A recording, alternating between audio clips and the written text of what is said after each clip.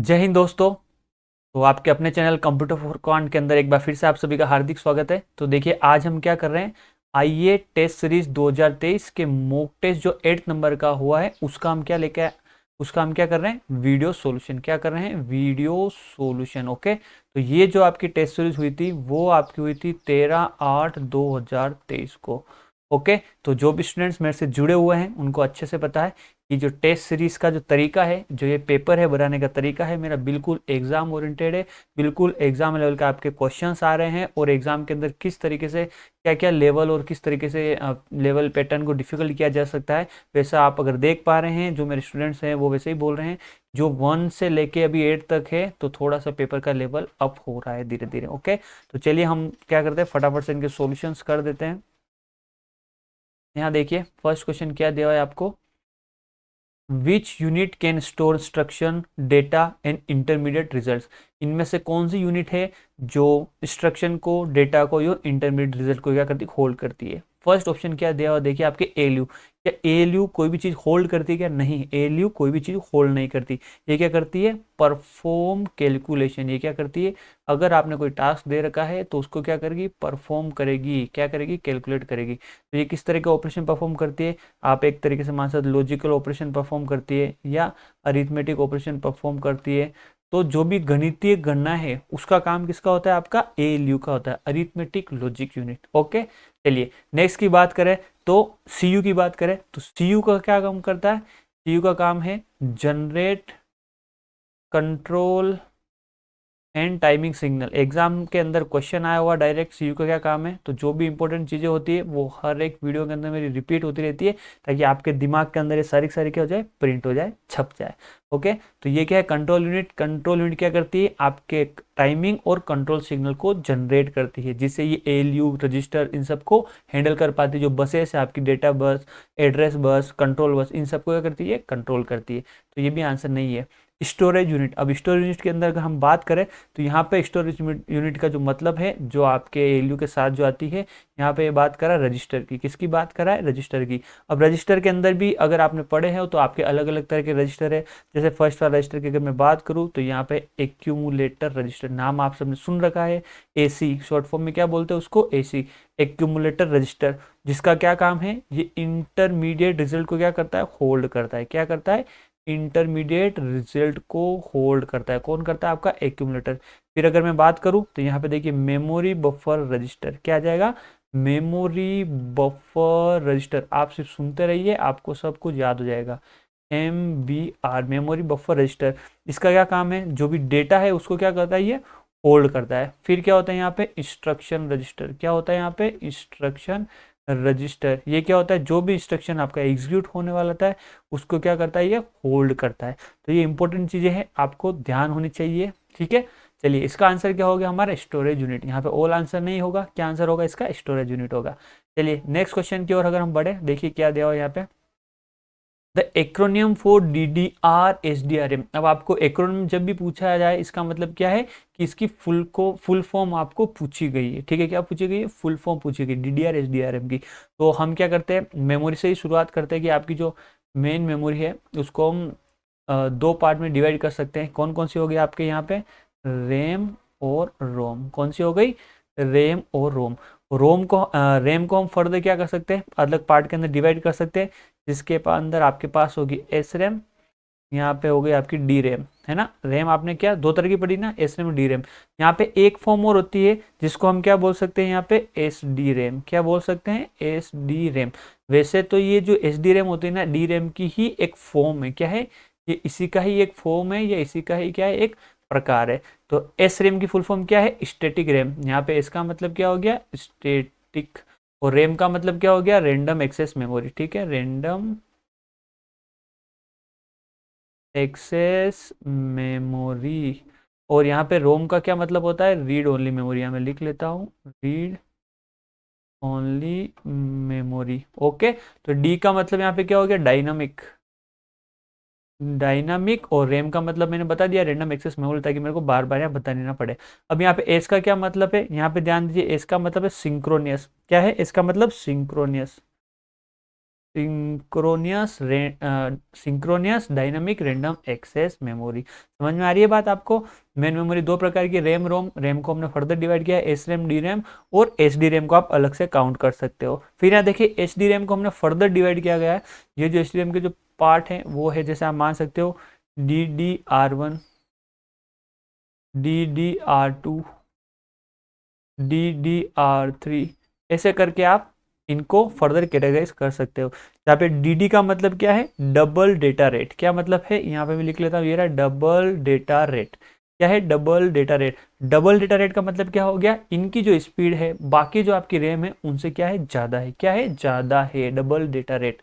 ठीक है। जैसे जैसे ये 1 2 3 बढ़ते जाएंगे, इनकी स्पीड क्या करती जाएगी? बढ़ती जाएगी। तो यही आपसे पूछा है कि DDR HD रैम की फुल फॉर्म क्या है? तो DDR का मतलब क्या है? Double data rate. इसका मतलब क्या? Synchronous dynamic random access memory. अब देखिए डबल डेंसिटी नहीं, डबल डेटा रेट स्टैटिक नहीं, डबल डेटा रेट स्टैटिक यहाँ पे नहीं आएगा, डबल डेंसिटी नहीं आएगा। इसका आंसर क्या हो गया? ए इसका करेक्ट आंसर है। तो देखिए बच्चों, मैं कोशिश कर रहा हूँ कि एक क्वेश्चन से उसके आसपास जो भी ब्रांचेस है उनमें से कितने और क्वेश्चन निकल सकते हैं उसको भी मैं इस सॉल्यूशन के अंदर सम्मिलित करता हूँ, ताकि जरूर नहीं कि हर एक चीज हम क्वेश्चन के थ्रू कवर कर पाए। तो एक अगर क्वेश्चन मिल गया तो उसके थ्रू मैं बहुत सारी चीजें कवर करने की कोशिश करता रहता हूँ। ओके, चलिए नेक्स्ट हम देखते हैं। यहाँ पे मैं एक बार चेक कर लेता हूँ हमारा सिस्टम सही चल रहा है जी, बिल्कुल। ओके, देखिए यहाँ पे नेक्स्ट क्वेश्चन क्या है। मेमोरी का क्वेश्चन है next. Which of the following stands at the bottom in the memory hierarchy. तो मेमोरी हायरार्की के अंदर बॉटम के अंदर इनमें से कौन सा है? रजिस्टर है, कैश है, मेन मेमोरी है, सेकेंडरी मेमोरी। आवाज मेरे ख्याल से क्लियर आ रही होगी। तो आपको सबसे पहले क्या करना है, आपकी मेमोरी हायरार्की आपको पता होनी चाहिए। तो मैं आपके लिए बना देता हूँ मेमोरी हायरार्की। ये जो मेमोरी हायरार्की है वो साइज बेस पे है। तो नीचे क्या होगा? जिसकी साइज सबसे बड़ी होती है तो वो किसकी होती है? आपकी मैग्नेटिक टेप। Magnetic tape. उसके बाद क्या आती है आपके पास? Magnetic disk. क्या आती है आपके पास? Magnetic disk. ओके। उसके बाद क्या आ जाएगा आपका? रैम, या आप क्या बोल सकते हो यहाँ पे? Main memory. क्या आ जाएगा? Main memory. उसके बाद क्या आएगा आपके पास? Cash, cache memory. और उसके बाद आपके पास क्या आ जाएगा? रजिस्टर। तो ये किस तरीके से कैटेगराइज है? आप ये बोल सकते हो साइज के आधार पे इस तरीके से बढ़ रही है, ऊपर से नीचे। या आप बोल सकते हो स्पीड के आधार पे इस तरीके से बढ़ रही है, कहाँ? नीचे से ऊपर की ओर। या आप क्या बोल सकते हो? कॉस्ट के हिसाब से इस तरीके से बढ़ रही है। कैसे? नीचे से ऊपर की ओर। क्या हो जाएगा? इसकी कॉस्ट भी इंक्रीज हो रही है। ओके। तो हमें क्या पूछा है कि भाई बॉटम में सबसे नीचे कौन सी आएगी? तो बॉटम में देखिए यहाँ पे क्या? Magnetic tape. और जो मैग्नेटिक टेप या मैग्नेटिक डिस्क है ये सारी आपकी क्या है? Secondary memory. क्या है? Secondary memory. तो हमारा आंसर क्या हो जाएगा यहाँ पे? रजिस्टर नहीं होगा, कैश मेमोरी नहीं होगा, मेन मेमोरी नहीं। क्या होगा आंसर यहाँ पे? सेकेंडरी मेमोरी इसका आपके आंसर होने वाला है। ओके, चलिए। तो मेरे ख्याल से आपको नज़र आ रहा होगा। अगर आपको नज़र नहीं आ रहा तो थोड़ा सा मैं इसको शॉर्ट कर देता हूँ ताकि आपको अच्छे से नज़र आए। ठीक है, चलिए। अब हम नेक्स्ट क्वेश्चन की हम बात करें। यहाँ पे नेक्स्ट क्वेश्चन आपको क्या था? एक चीज़ ये ध्यान रखना है, आपको इसकी पीडीएफ मिलती है ना? और इसके साथ आपको अनसोल्व क्वेश्चन की पीडीएफ भी मिलती है और सोल्व क्वेश्चन की पीडीएफ भी मिलती है, और वीडियो सॉल्यूशन तो आपको मिल ही रहा है। ठीक है, चलिए। To return the reminder after a number is divisible by a divisor in Excel we use the function. ये बोल रहा है कि हम किसी को विभाजित भाग देते हैं किसी नंबर के अंदर, तो जो भागफल जो बचता है, जो शेषफल जो बचता है, वो हमें किससे मिलेगा? इन फॉर्मूले से। क्या राउंड के द्वारा मिलेगा, क्या फैक्ट के द्वारा मिलेगा, क्या मोड द्वारा मिलेगा, क्या डिव द्वारा मिलेगा? तो हम एक वन बाय वन देख लेते हैं। अब राउंड जो फंक्शन है उसका क्वेश्चन मैं पहले ही आपको दे चुका हूँ, इसके बारे में सारी डिटेल जो पहले मॉक टेस्ट हुआ था उसके अंदर मैं कवर कर चुका हूँ। तो राउंड का क्या काम है? जब भी आप ऐसे राउंड लिखते हो तो इसका मतलब क्या है? देखिए राउंड का क्या क्या हो सकता है। देखिए यहाँ पे जैसे मैंने लिख रखा है यहाँ पे राउंड। ओके, और मैंने यहाँ पे बताया 2.149 कोमा 1। इसका मतलब इसका आंसर क्या होगा? 2.1। यहाँ पे पॉइंट है ना, 2.149 कोमा 1 इक्वल 1। इसका मतलब आंसर क्या हो जाएगा? 2.1। ये क्या करेगा? Round to 1 decimal place. एक डेसिमल प्लेस तक ये क्या राउंड कर देगा। यहाँ पे लिख लो, राउंड टू 1 डेसिमल प्लेस। नहीं समझ में आया? एक और एग्जांपल लेता हूँ, उससे आपको अभी क्लियर हो जाएगा। वापस लिख लिया 2.149 कोमा यहाँ पे क्या हो गया? 2। तो इसका आंसर क्या हो जाएगा? 2.15। अब आपको समझ में आ जाएगा। देखिए यहाँ पे फर्स्ट के अंदर हमने कोमा करके 1 किया था, तो डेसिमल के बाद, ये डेसिमल है ना, ये डेसिमल, इसके बाद फर्स्ट डिजिट तक जो राउंड होगा उसको लेगा, है ना। तो यहाँ पे देखिए 4 है, तो 5 से छोटा है 4, इसका मतलब ये 1 में ही राउंड फिगर हो जाएगा। अब यहाँ पे देखिए 2 डेसिमल प्लेस लगा, अब 2 के बाद यहाँ के 9, तो 9 को किस में कन्वर्ट कर देगा ये, यहाँ पे 4 के बाद 9 है, इसका मतलब ये 4 किस में कन्वर्ट हो जाएगा, 5 में कन्वर्ट हो जाएगा। ठीक है, ये सिंपल सा लॉजिक आपको आता है। ओके, चलिए देखिए, तो ये क्या करेगा, round to two decimal place, 2 decimal place तक क्या कर देगा, इसको राउंड कर देगा। फर्दर एक और एग्जांपल लेते हैं हम, देखिए राउंड, और यहाँ पे लिखा हुआ है जैसे 21.5 -1। अब अगर -1 लिखा हो तो इसका आंसर क्या हो जाएगा आपका 20, क्या हो जाएगा इसका आंसर 20। अब 20 कैसे आ गया, देखिए ये क्या करेगा, 1 decimal place, 1 decimal place to the left of the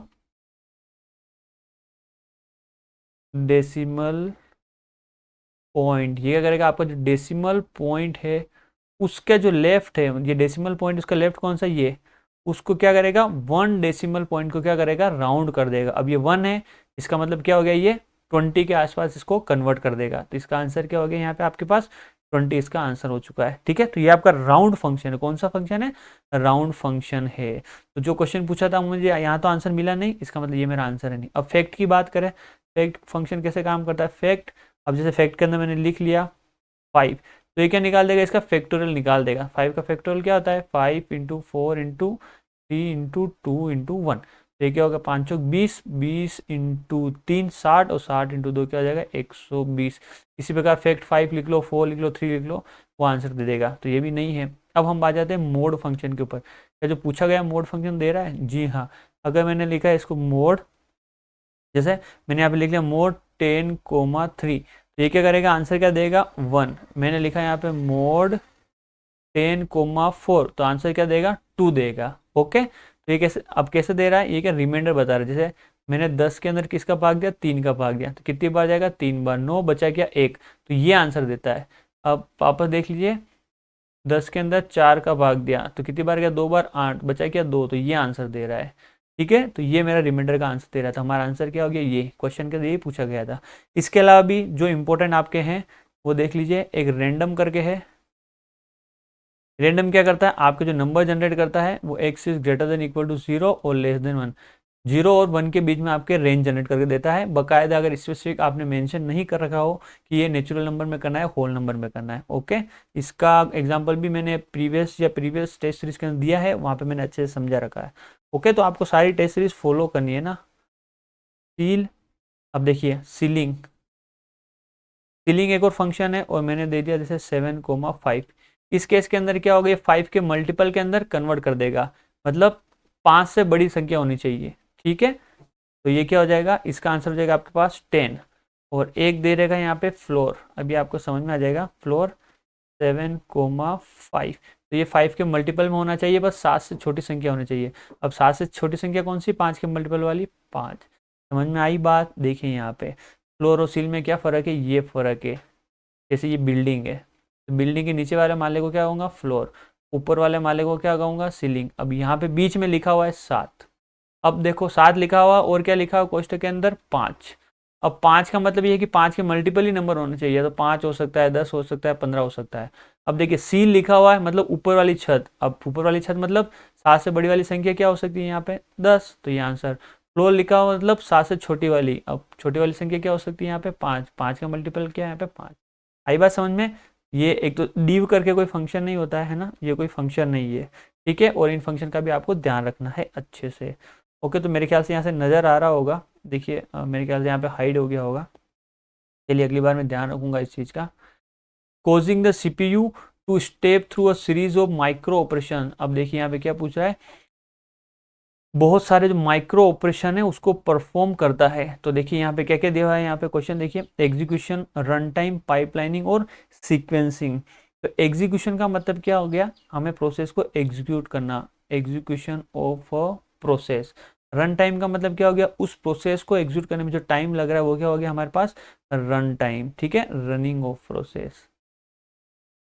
running of process.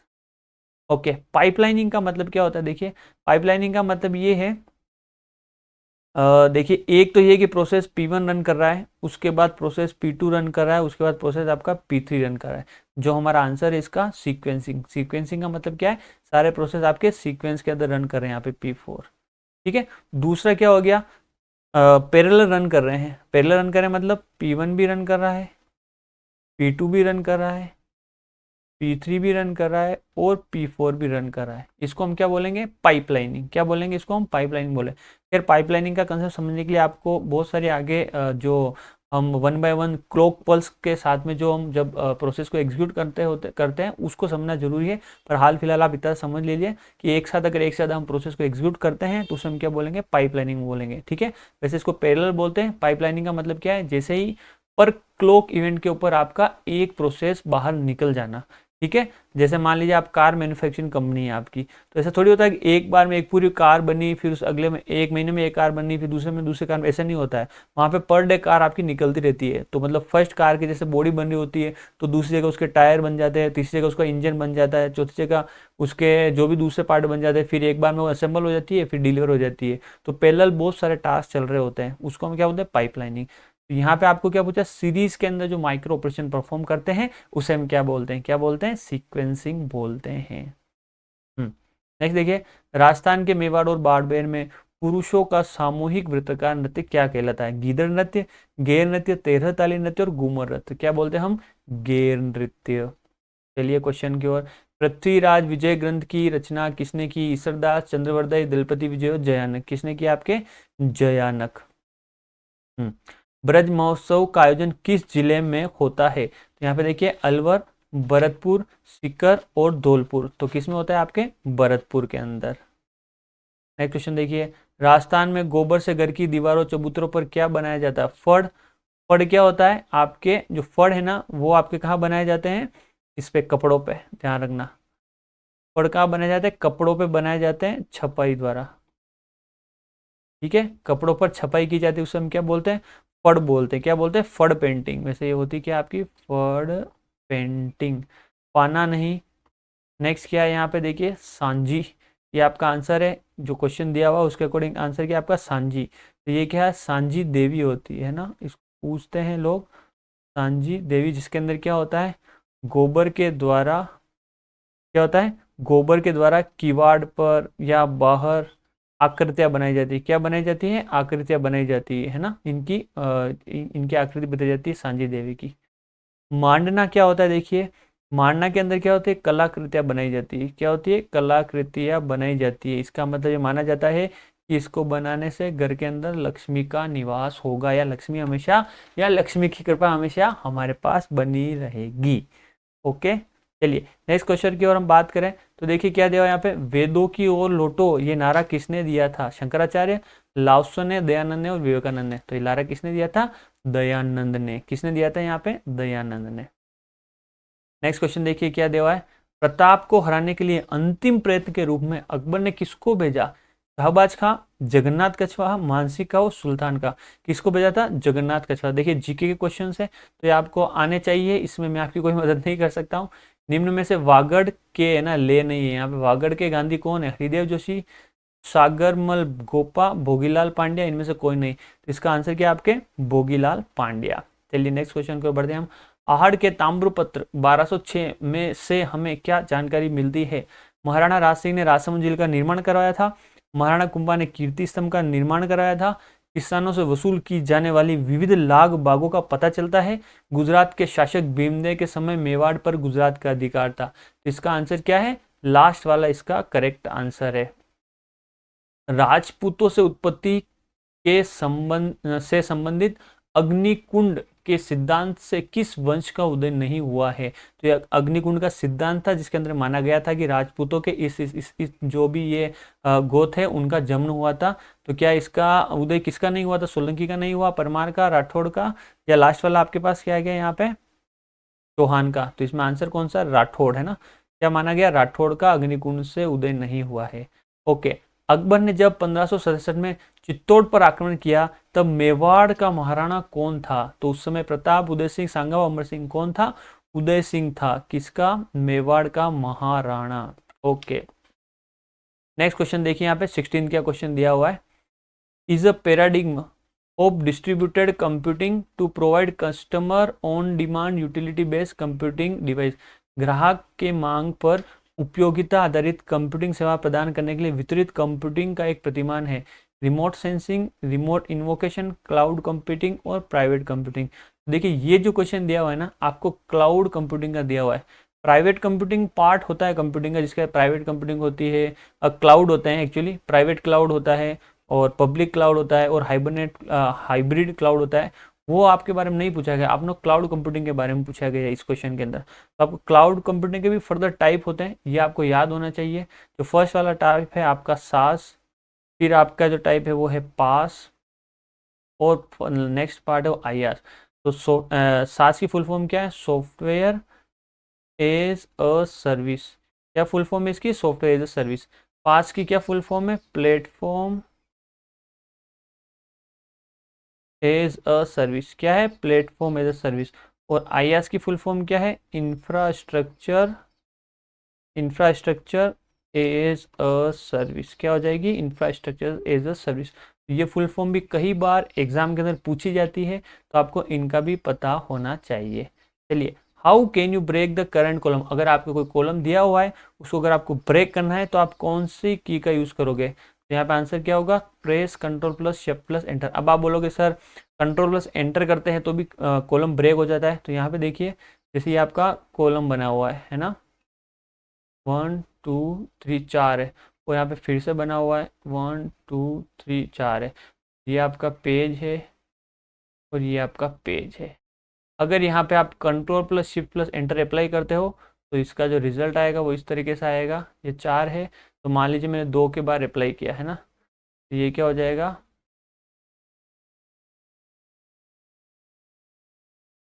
इस तरीके से बन जाएगा आपके 2 पार्ट में। क्या हो जाएगा? ब्रेक हो जाएगा, सेम पेज पे रहेगा। पर अगर यहाँ पे अगर आप अप्लाई करते हो कौन सा इनपुट, ये वाला है ना, तो ये क्या हो जाएगा? 2 पार्ट के 2 पेज के अंदर डिवाइड हो जाएगा। ये एक पेज हो गया जिसके अंदर यहाँ पे फिर से 2 कॉलम हो जाएंगे, और फिर से एक नया पेज हो गया जिसके अंदर फिर से आपके 2 कॉलम हो जाएंगे। ये डिफरेंस है कंट्रोल शिफ्ट एंटर और कंट्रोल एंटर के अंदर। तो हमारा आंसर क्या होगा? Control plus shift plus enter इसका आंसर होने वाला है। चलिए नेक्स्ट क्वेश्चन देखिए। Six stands for. अब सिस्क, यहाँ पे भी सिस्क और रिस्क, ये 2 चीज़ें आपको पता होनी चाहिए। यहाँ पे थोड़ा सा हम यहाँ पे पढ़ लेते हैं। देखिए इसके बारे में यहाँ पे, अब यहाँ पे क्या कर रखा है देखिए, क्लासिफिकेशन ऑफ माइक्रो प्रोसेसर। ध्यान रखना, micro processor based on architecture. Architecture के आधार पे इनको क्लासिफिकेशन कर रखा है, या हम क्या बोल सकते हैं? इंस्ट्रक्शन सेट के आधार पे। किसके आधार पे? इंस्ट्रक्शन सेट के आधार पे माइक्रो प्रोसेसर को आपको 2 पार्ट में डिवाइड कर रखा है। कौन कौन सा? यहाँ पे सबसे पहला आपका six, complex instruction set computer. क्या है? कॉम्प्लेक्स इंस्ट्रक्शन सेट कंप्यूटर, तो इसका आंसर हो जाएगा ये। और दूसरा होता है आपका रिस्क। तो मैंने क्या बोला, आसपास के जो भी क्वेश्चंस होंगे उससे रिलेटेड भी मैं वीडियो सॉल्यूशन के अंदर करवाता हूँ, ठीक है। जरूरी नहीं कि हर चीज़ क्वेश्चन के अंदर कवर हो जाए, इसलिए हम उस एक तरह का क्वेश्चन रखते हैं जिससे और मल्टीपल क्वेश्चन कवर हो जाए। तो रिस्क की फुल फॉर्म क्या है? Reduce instruction set computer. क्या है? Reduced instruction set computer. अब जैसा नाम है वैसा ही काम है दोनों का। कॉम्प्लेक्स के अंदर क्या होगा? चीज़ें आपकी कॉम्प्लेक्स होगी, तो आपके जो इंस्ट्रक्शन वो होंगे लार्ज होंगे, लार्ज इंस्ट्रक्शन। क्या होंगे? Large instruction. जबकि रिड्यूस के अंदर क्या होंगे? जो आपके इंस्ट्रक्शन होंगे क्या होंगे? स्मॉल होंगे। ये क्या बोल सकते हैं हम यहाँ पे? Small instruction. क्या हो जाएगा? Small instruction. फिर यहाँ पे जो इंस्ट्रक्शन होंगे वो क्या होंगे? आपके कॉम्प्लेक्स इंस्ट्रक्शन होंगे। क्या होंगे? Complex instruction. जबकि रिड्यूस के अंदर जो इंस्ट्रक्शन होंगे कौन से आपके होंगे? Simple instruction. कौन से इंस्ट्रक्शन होंगे यहाँ पे? Simple instruction. फिर देखिए यहाँ पे यूज जो होता है ना, किसका होता है? Memory plus register. Memory plus register का यूज़ होता है, और यहाँ पे एक कंसेप्ट यूज़ किया जाता है। देखिए मेमोरी रजिस्टर का यूज़ होता है, और यहाँ पे ध्यान रखना है रिड्यूस इंस्ट्रक्शन सेट के अंदर ओनली रजिस्टर का यूज़ होता है। किसका होता है? Only register. मेरे ख्याल से यहाँ विजिबल होगा आपको, ओनली रजिस्टर का यूज़ होता है। फिर सिस के अंदर पाइपलाइनिंग अचीव किया जाता है, ध्यान रखना। और जबकि रिस्क के अंदर पाइपलाइनिंग अचीव करना थोड़ा सा मुश्किल होता है ना। तो ये है जो डिफरेंस आपको पता होना चाहिए। देखिए सिस्क बताया, रिस्क बताया, क्योंकि कई बार यहाँ से क्वेश्चन आ जाते हैं। बहुत सिंपल है, कॉम्प्लेक्स चीज़ें कॉम्प्लेक्स होगी और रिड्यूस का मतलब सारी चीज़ें आपकी सिंपल होगी। ओके, किसी भी तरीके से आप इनको याद कर सकते हैं। चलिए अब क्वेश्चन देखिए, WYSYI WYG ये क्या डिस्प्ले करता है? तो इसका आंसर है what you see is what you get. इनके अगर आप ये फर्स्ट अक्षर देखोगे तो आपकी इसकी फुल फॉर्म निकल के आ जाएगी, what you see is what you get. Next question देखिए यहाँ पे क्या है। ओके, नेक्स्ट क्वेश्चन देखिए, the duration from time of submission, हाँ, the duration from time of submission of a process to the time of completion of process is called. तो इस चीज़ को हम क्या बोलेंगे? तो वन बाय वन हम इनकी जो सारी डेफिनेशन है देख लेते हैं। तो यहाँ पे देखिए वेटिंग टाइम की क्या डेफिनेशन अगर मैं इसको दूँ, the time spend by a process, यहाँ पे लिख लीजिए the time spend by a process waiting in the ready queue, waiting in the ready queue for getting the CPU. भाई रेडी क्यू के अंदर कोई अगर आपका प्रोसेस टाइम स्पेंड कर रहा है, जब तक उसको सीपीयू नहीं मिल जाए उसे हम क्या बोलेंगे? वेटिंग टाइम बोलेंगे। ठीक है, आ रहा हूँ मैं समझा रहा हूँ आपको, टेंशन मत लो। जैसे आप इस तरह के समझ सकते हो, ये है आपकी रेडी क्यू, यहाँ प्लस ये है आपका सीपीयू। ठीक है, अब यहाँ से लेके यहाँ तक जो टाइम स्पेंड करा जब तक उसको फर्स्ट सीपीयू नहीं मिल जाता, इसे हम क्या बोलते हैं? Waiting time. पर रेडी क्यू से लेके सीपीयू कंप्लीट प्रोसेस होने तक जो टाइम होता है उसे हम क्या बोलते हैं? Turn around time. क्या बोलते हैं? Turn around time, turn around time. Okay, ठीक है। तो और फिर देखिए यहाँ पे, तो इसका आंसर क्या हो गया? आप टर्न अराउंड टाइम क्या पूछा है? तो ये आंसर हो गया आपका टर्न अराउंड टाइम। पूछा ना, the duration from time of submission of process to the time of completion of process, क्या हो गया आपके पास? Turn around time. स्टार्ट हुआ और ख़त्म हो गया। रेस्पॉन्स टाइम का कंसेप्ट कब आता है? जब यहाँ पे आपके प्रीमिशन का यूज़ होता है। किसका यूज़ होता है? प्रीमिशन का यूज़ होता है। उस केस के अंदर आपका जो जैसे एक प्रोसेस है P1 P2 P3, उसको फर्स्ट टाइम टाइम मिला जैसे 2 सेकंड के लिए, फिर P2 को 2 सेकंड के लिए, P3 को 2 सेकंड के लिए, फिर से P1 को मिला 2 सेकंड के लिए, 2 सेकंड 2 सेकंड, फिर से P2 को मिला। इस केस के अंदर पहली बार जैसे P2 को रेस्पॉन्स कब मिला? ओके, तब कंसेप्ट आता है आपका कि भाई फर्स्ट टाइम P2 को रेस्पॉन्स कब मिला। बाकी अगर प्रीमिशन नहीं है तो भाई उन सबको एक एक बार तो रेस्पॉन्स मिल ही जाता है। ओके, थ्रूपुट का क्या मतलब है? कि नंबर ऑफ प्रोसेस एग्जीक्यूशन पर यूनिट टाइम। इसका मतलब क्या है? नंबर ऑफ प्रोसेस एग्जीक्यूटेड पर यूनिट टाइम, वो क्या कहलाता है? आपका थ्रूपुट कहलाता है। ओके,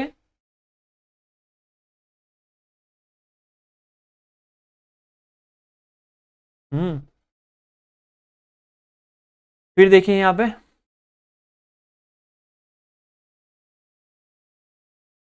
स्वतंत्रता के समय राजस्थान में कितनी रियासतें और ठिकाने थी? तो जब राजस्थान स्वतंत्र हुआ उस समय इसकी कितनी रियासतें और ठिकाने थी? 18 रियासतें 3 ठिकाने, 19 रियासतें 3 ठिकाने, 22 रियासतें और अजमेर मेरवाड़ा केंद्र शासित प्रदेश, 19 रियासतें 3 ठिकाने और अजमेर मेरवाड़ा केंद्र शासित प्रदेश। तो इसका आंसर क्या हो गया? ये इसका करेक्ट आंसर है। ओके, फिर देखिए, बोला है तो बता देना। निम्न में से पश्चिमी राजस्थान में पाई जाने वाली सेवन है। अब पश्चिमी राजस्थान में पाई जाने वाली सेवन कौन सी है? ये चट्टान, कीट पतंग, घास और जीवाश्म। क्या आंसर हो गया इसका? घास इसका करेक्ट आंसर हो चुका है। राजस्थान में रेगिस्तान कितने प्रतिशत भूभाग पर है? 76.09, 45, 32.11, 66.11। इसका आंसर क्या हो जाएगा? 66.11। निम्न में से राजस्थान की अरावली श्रेणियों से संबंधित नाल शब्द का अर्थ है? घोड़े के दौड़ने का रास्ता, एक विशेष प्रकार का रास्ता, तंग रास्ता, दर्रा, और क्या हो जाएगा इनमें से कोई नहीं? तो आंसर क्या है? तंग रास्ता और दर्रा।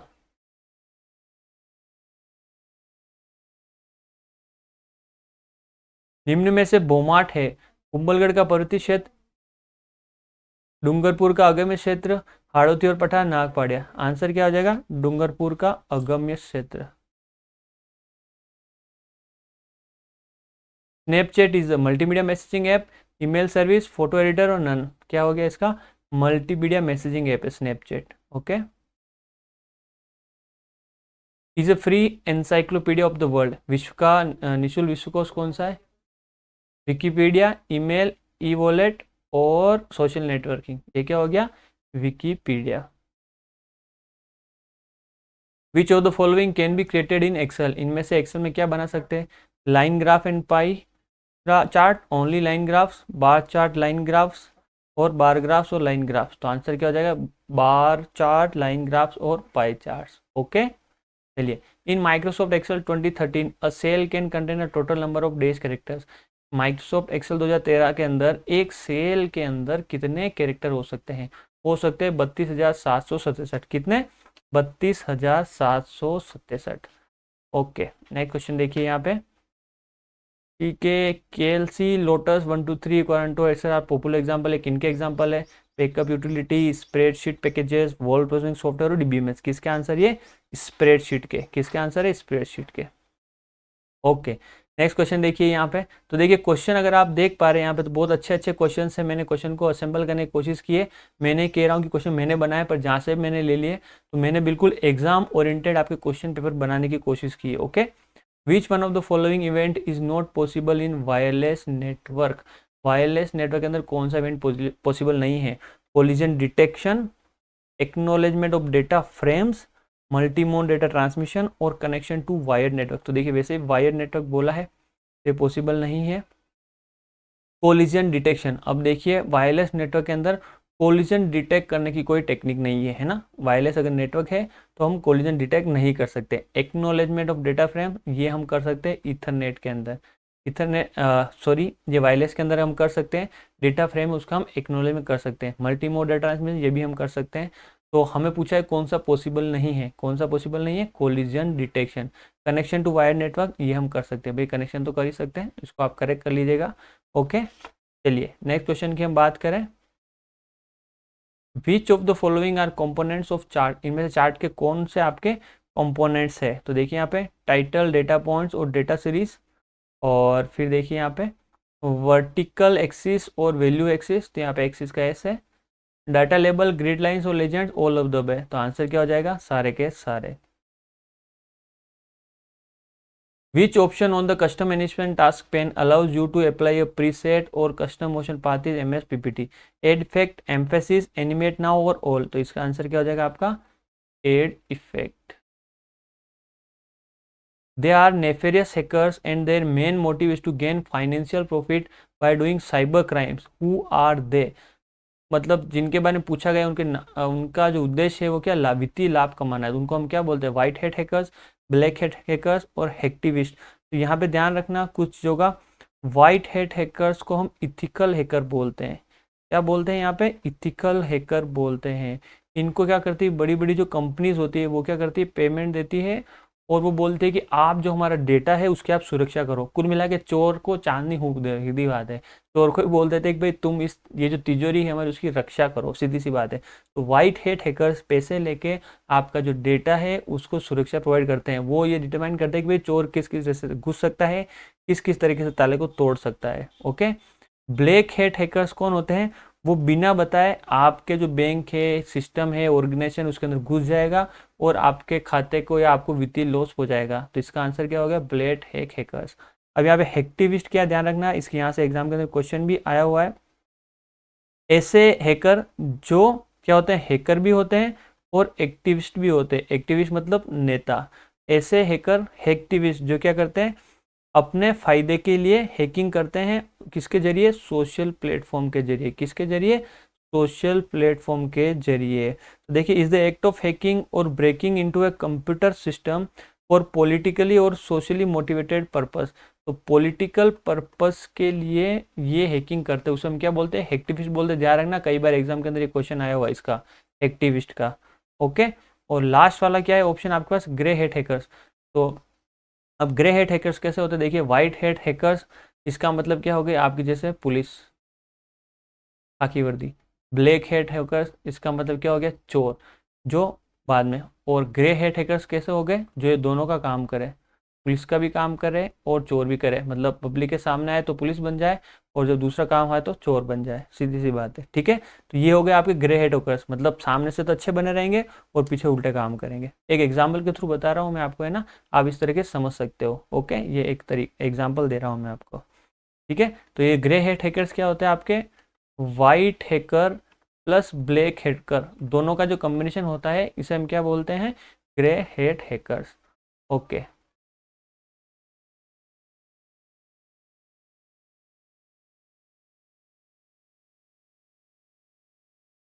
नेक्स्ट क्वेश्चन देखिए 35। एक निश्चित सांकेतिक भाषा में ब्रेक को ASDBJ लिखा जाता है, उसी भाषा में सोलर को कैसे लिखा जाएगा।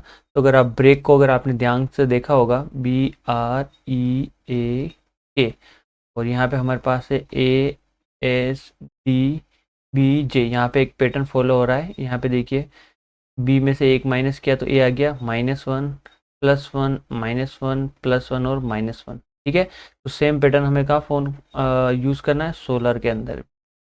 यहाँ पे -1 +1 -1 +1 और -1, ठीक है।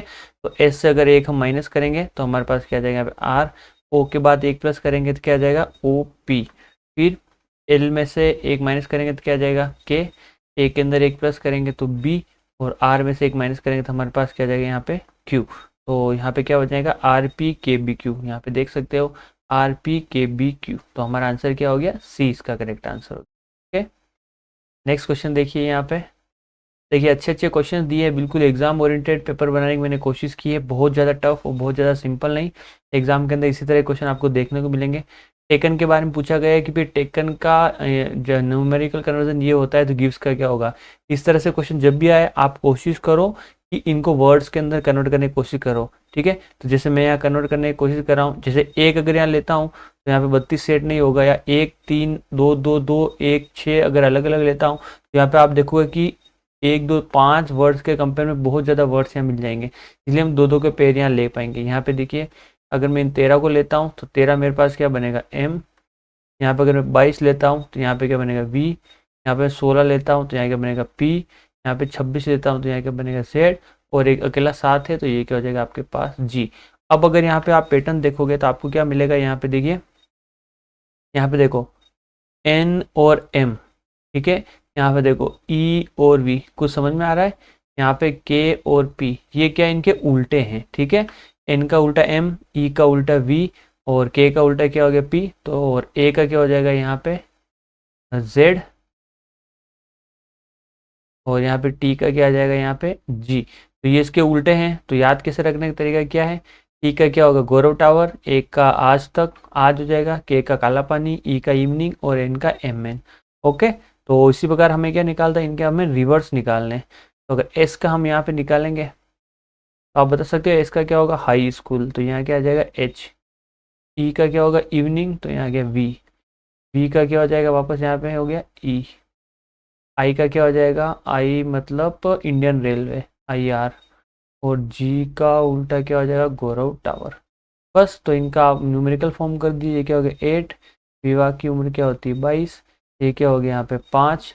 और आर का मतलब क्या हो गया यहाँ पे, आर से आपके पास क्या बनेगा 18, ठीक है। और टी का क्या होता है यहाँ पे 20। तो यहाँ पे आपको दिख गया होगा 8 22 51, यहाँ पे मिल रहा है देखो 8 22 51 820। तो आंसर क्या हो गया, ए इसका करेक्ट आंसर हो चुका है। ओके, तो इस तरीके से आपको क्वेश्चन को आइडेंटिफाई करना है, तरीके को आपको ध्यान रखना है, किस तरीके से आपको रीजनिंग क्वेश्चन सोल्व करना है। देखिए, यदि सेपरेशन शब्द के प्रथम तीसरे और सातवें और नौवें अक्षरों से कोई अर्थपूर्ण अंग्रेजी शब्द बनाना संभव हो तो निम्नलिखित में से कौन सा उस शब्द का तीसरा अक्षर होगा। कौन कौन सा, पहला, तीसरा, 4 5 6 7, सातवां और नौवा। तो देखिए यहाँ पे क्या शब्द आ रहा है, SPTO। यदि ऐसा कोई भी शब्द बनाना संभव नहीं हो तो आप अपना उत्तर x दीजिए, और यदि एक से अधिक शब्द बनाना संभव हो तो आप अपना उत्तर क्या देना है, m देना है। तो चलो कोशिश करते हैं हम, क्या क्या बन रहा है देखिए यहाँ पे। तो एक तो बन रहा है स्टॉप, ठीक है। एक क्या बन रहा है यहाँ पे, स्पॉट। एक क्या बन रहा है यहाँ पे, टॉप्स। तीन शब्द बन रहे हैं ना। अब इनका अर्थ क्या क्या है देखिए, स्टॉप का अर्थ है यहाँ पे ठहरना, स्पोर्ट का अर्थ क्या हो गया यहाँ पे? स्थान। ये बोलते हैं ना हॉट स्पॉट है या कोई अच्छी पिकनिक स्पॉट है।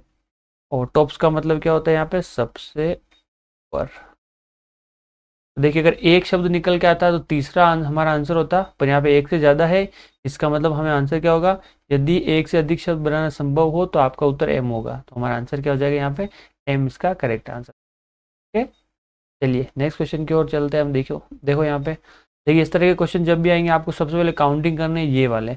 देखिए वर्ड कितने, देखिए 1 2 3 4 5, क्या 5 ही यहाँ पे ब्लैंक स्पेस भी दिए हुए हैं? देखिए 1 2 3 4 5। चलो ठीक है, अब आपको कोई चेक करने की जरूरत नहीं है। अगर यहाँ पे ज़्यादा दिए हुए होते और यहाँ पे कम दिए हुए, इसका मतलब एक ब्लैंक स्पेस यहाँ पे लास्ट में आपके पास रहता है, वो कभी कभी क्वेश्चन में बताते नहीं है। ठीक है, इस चीज़ का आपको ध्यान रखना है। 1 2 3 4 5 6 7 8 9 10 11 12 13 14 15 16 17 18 19 20। तो टोटल कितने वर्ड्स हैं यहाँ पे? 20। 20 के वर्ड्स किस तरीके से बन सकते हैं? या तो 5 या 4, किस तरीके से क्या हो सकते हैं आपके कैटेगरी के अंदर डिवाइड हो सकते हैं? जब 5 में हो सकते हैं या 4 के अंदर हो सकते हैं। तो सबसे पहले हम ग्रुपिंग किसकी करेंगे? 5 5 की। GFE डैश और आई, तो यहाँ पे ग्रुप हो जाएगा 5 का। 1 2 3 4 5 ये हो जाएगा एक ग्रुप। 1 2 3 4 5 ये हो जाएगा एक ग्रुप। 1 2 3 4 5 ये अगला ग्रुप हो गया। ठीक है, चलो पैटर्न मैच करने की कोशिश करते हैं। सबसे पहले क्या यहाँ पे जी, यहाँ भी देखो जी, तो यहाँ पे भी आपके क्या आना चाहिए? जी। और यहाँ पे भी जी है, ठीक है। सेकंड देखिए यहाँ पे क्या? एफ, तो यहाँ पे भी क्या आना चाहिए आपके पास? Second letter F. नेक्स्ट देखिए यहाँ पे भी एफ है और यहाँ पे भी एफ है, इसका मतलब सही है। थर्ड क्या आना चाहिए यहाँ पे? ई, तो इसमें देखिए थर्ड यहाँ भी ई है, इसमें थर्ड यहाँ भी ई है, तो यहाँ पे भी थर्ड क्या आएगा? आई। अब यहाँ पे फोर्थ नहीं है, तो नेक्स्ट देखो यहाँ पे क्या? फोर्थ आई, यहाँ भी फोर्थ आई, यहाँ भी फोर्थ आई, तो यहाँ पे भी क्या आएगा आपके पास? आई। फिफ्थ क्या है यहाँ पे? आई, यहाँ भी आई। अब तो यहाँ पे भी क्या आएगा आपके पास? आई और आई। तो देखिए क्या बन के आया वर्ड? आई एफ जी आई और ई। देखिए आई एफ जी आई और ई, इसका आंसर क्या हो गया आपके पास?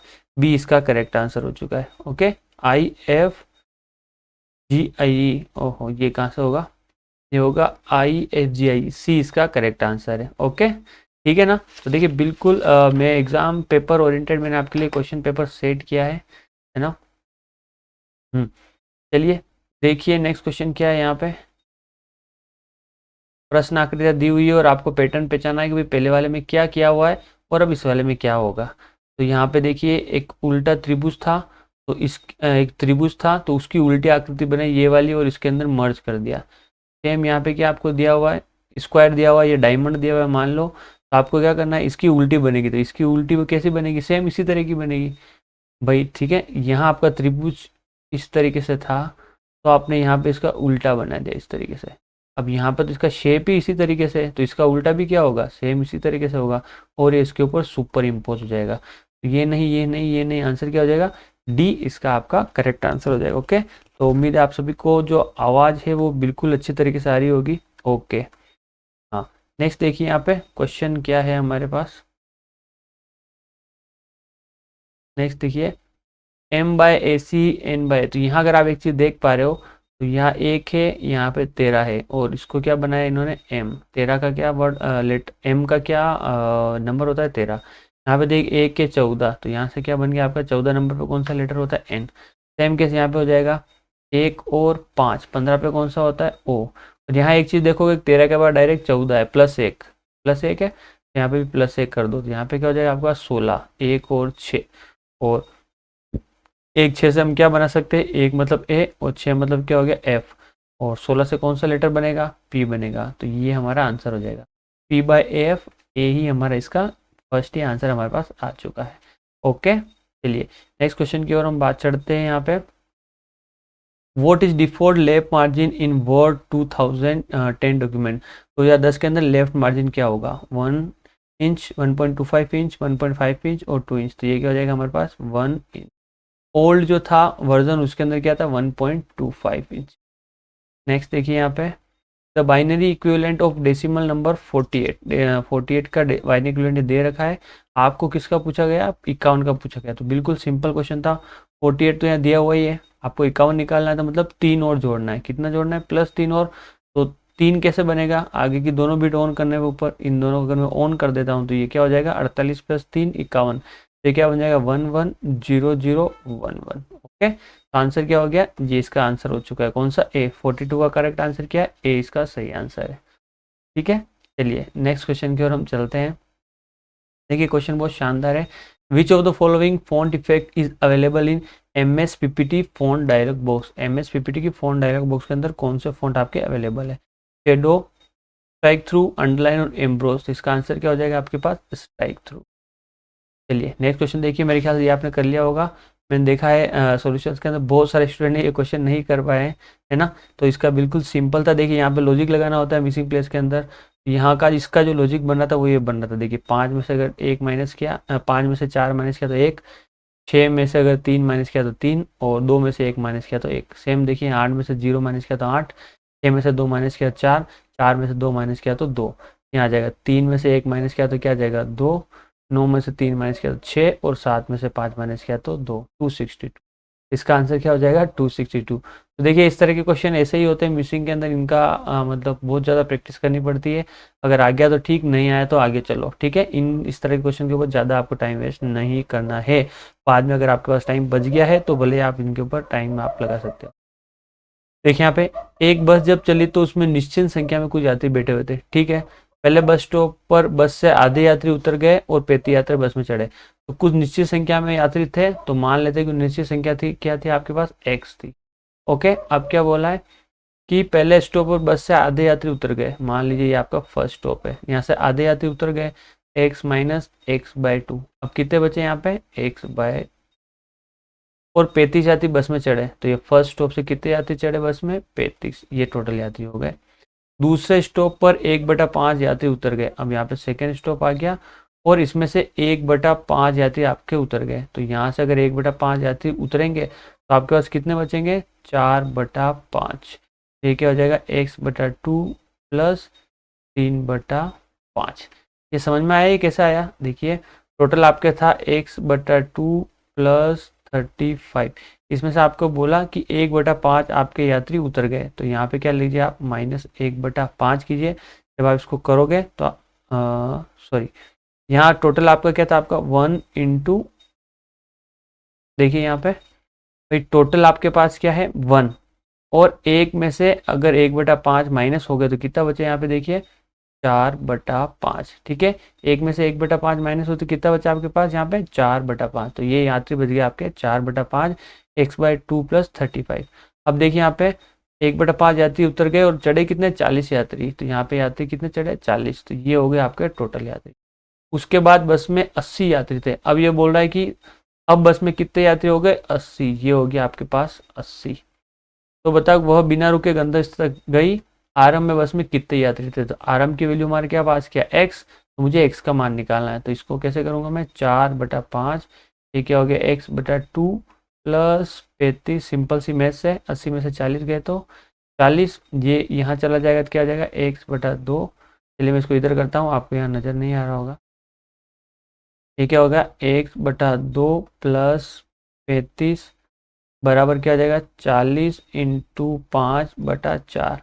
ये यहाँ जाएगा तो ये हो जाएगा, ये क्या हो गया 10। तो x/2 प्लस 35 बराबर क्या हो गया आपके पास 50।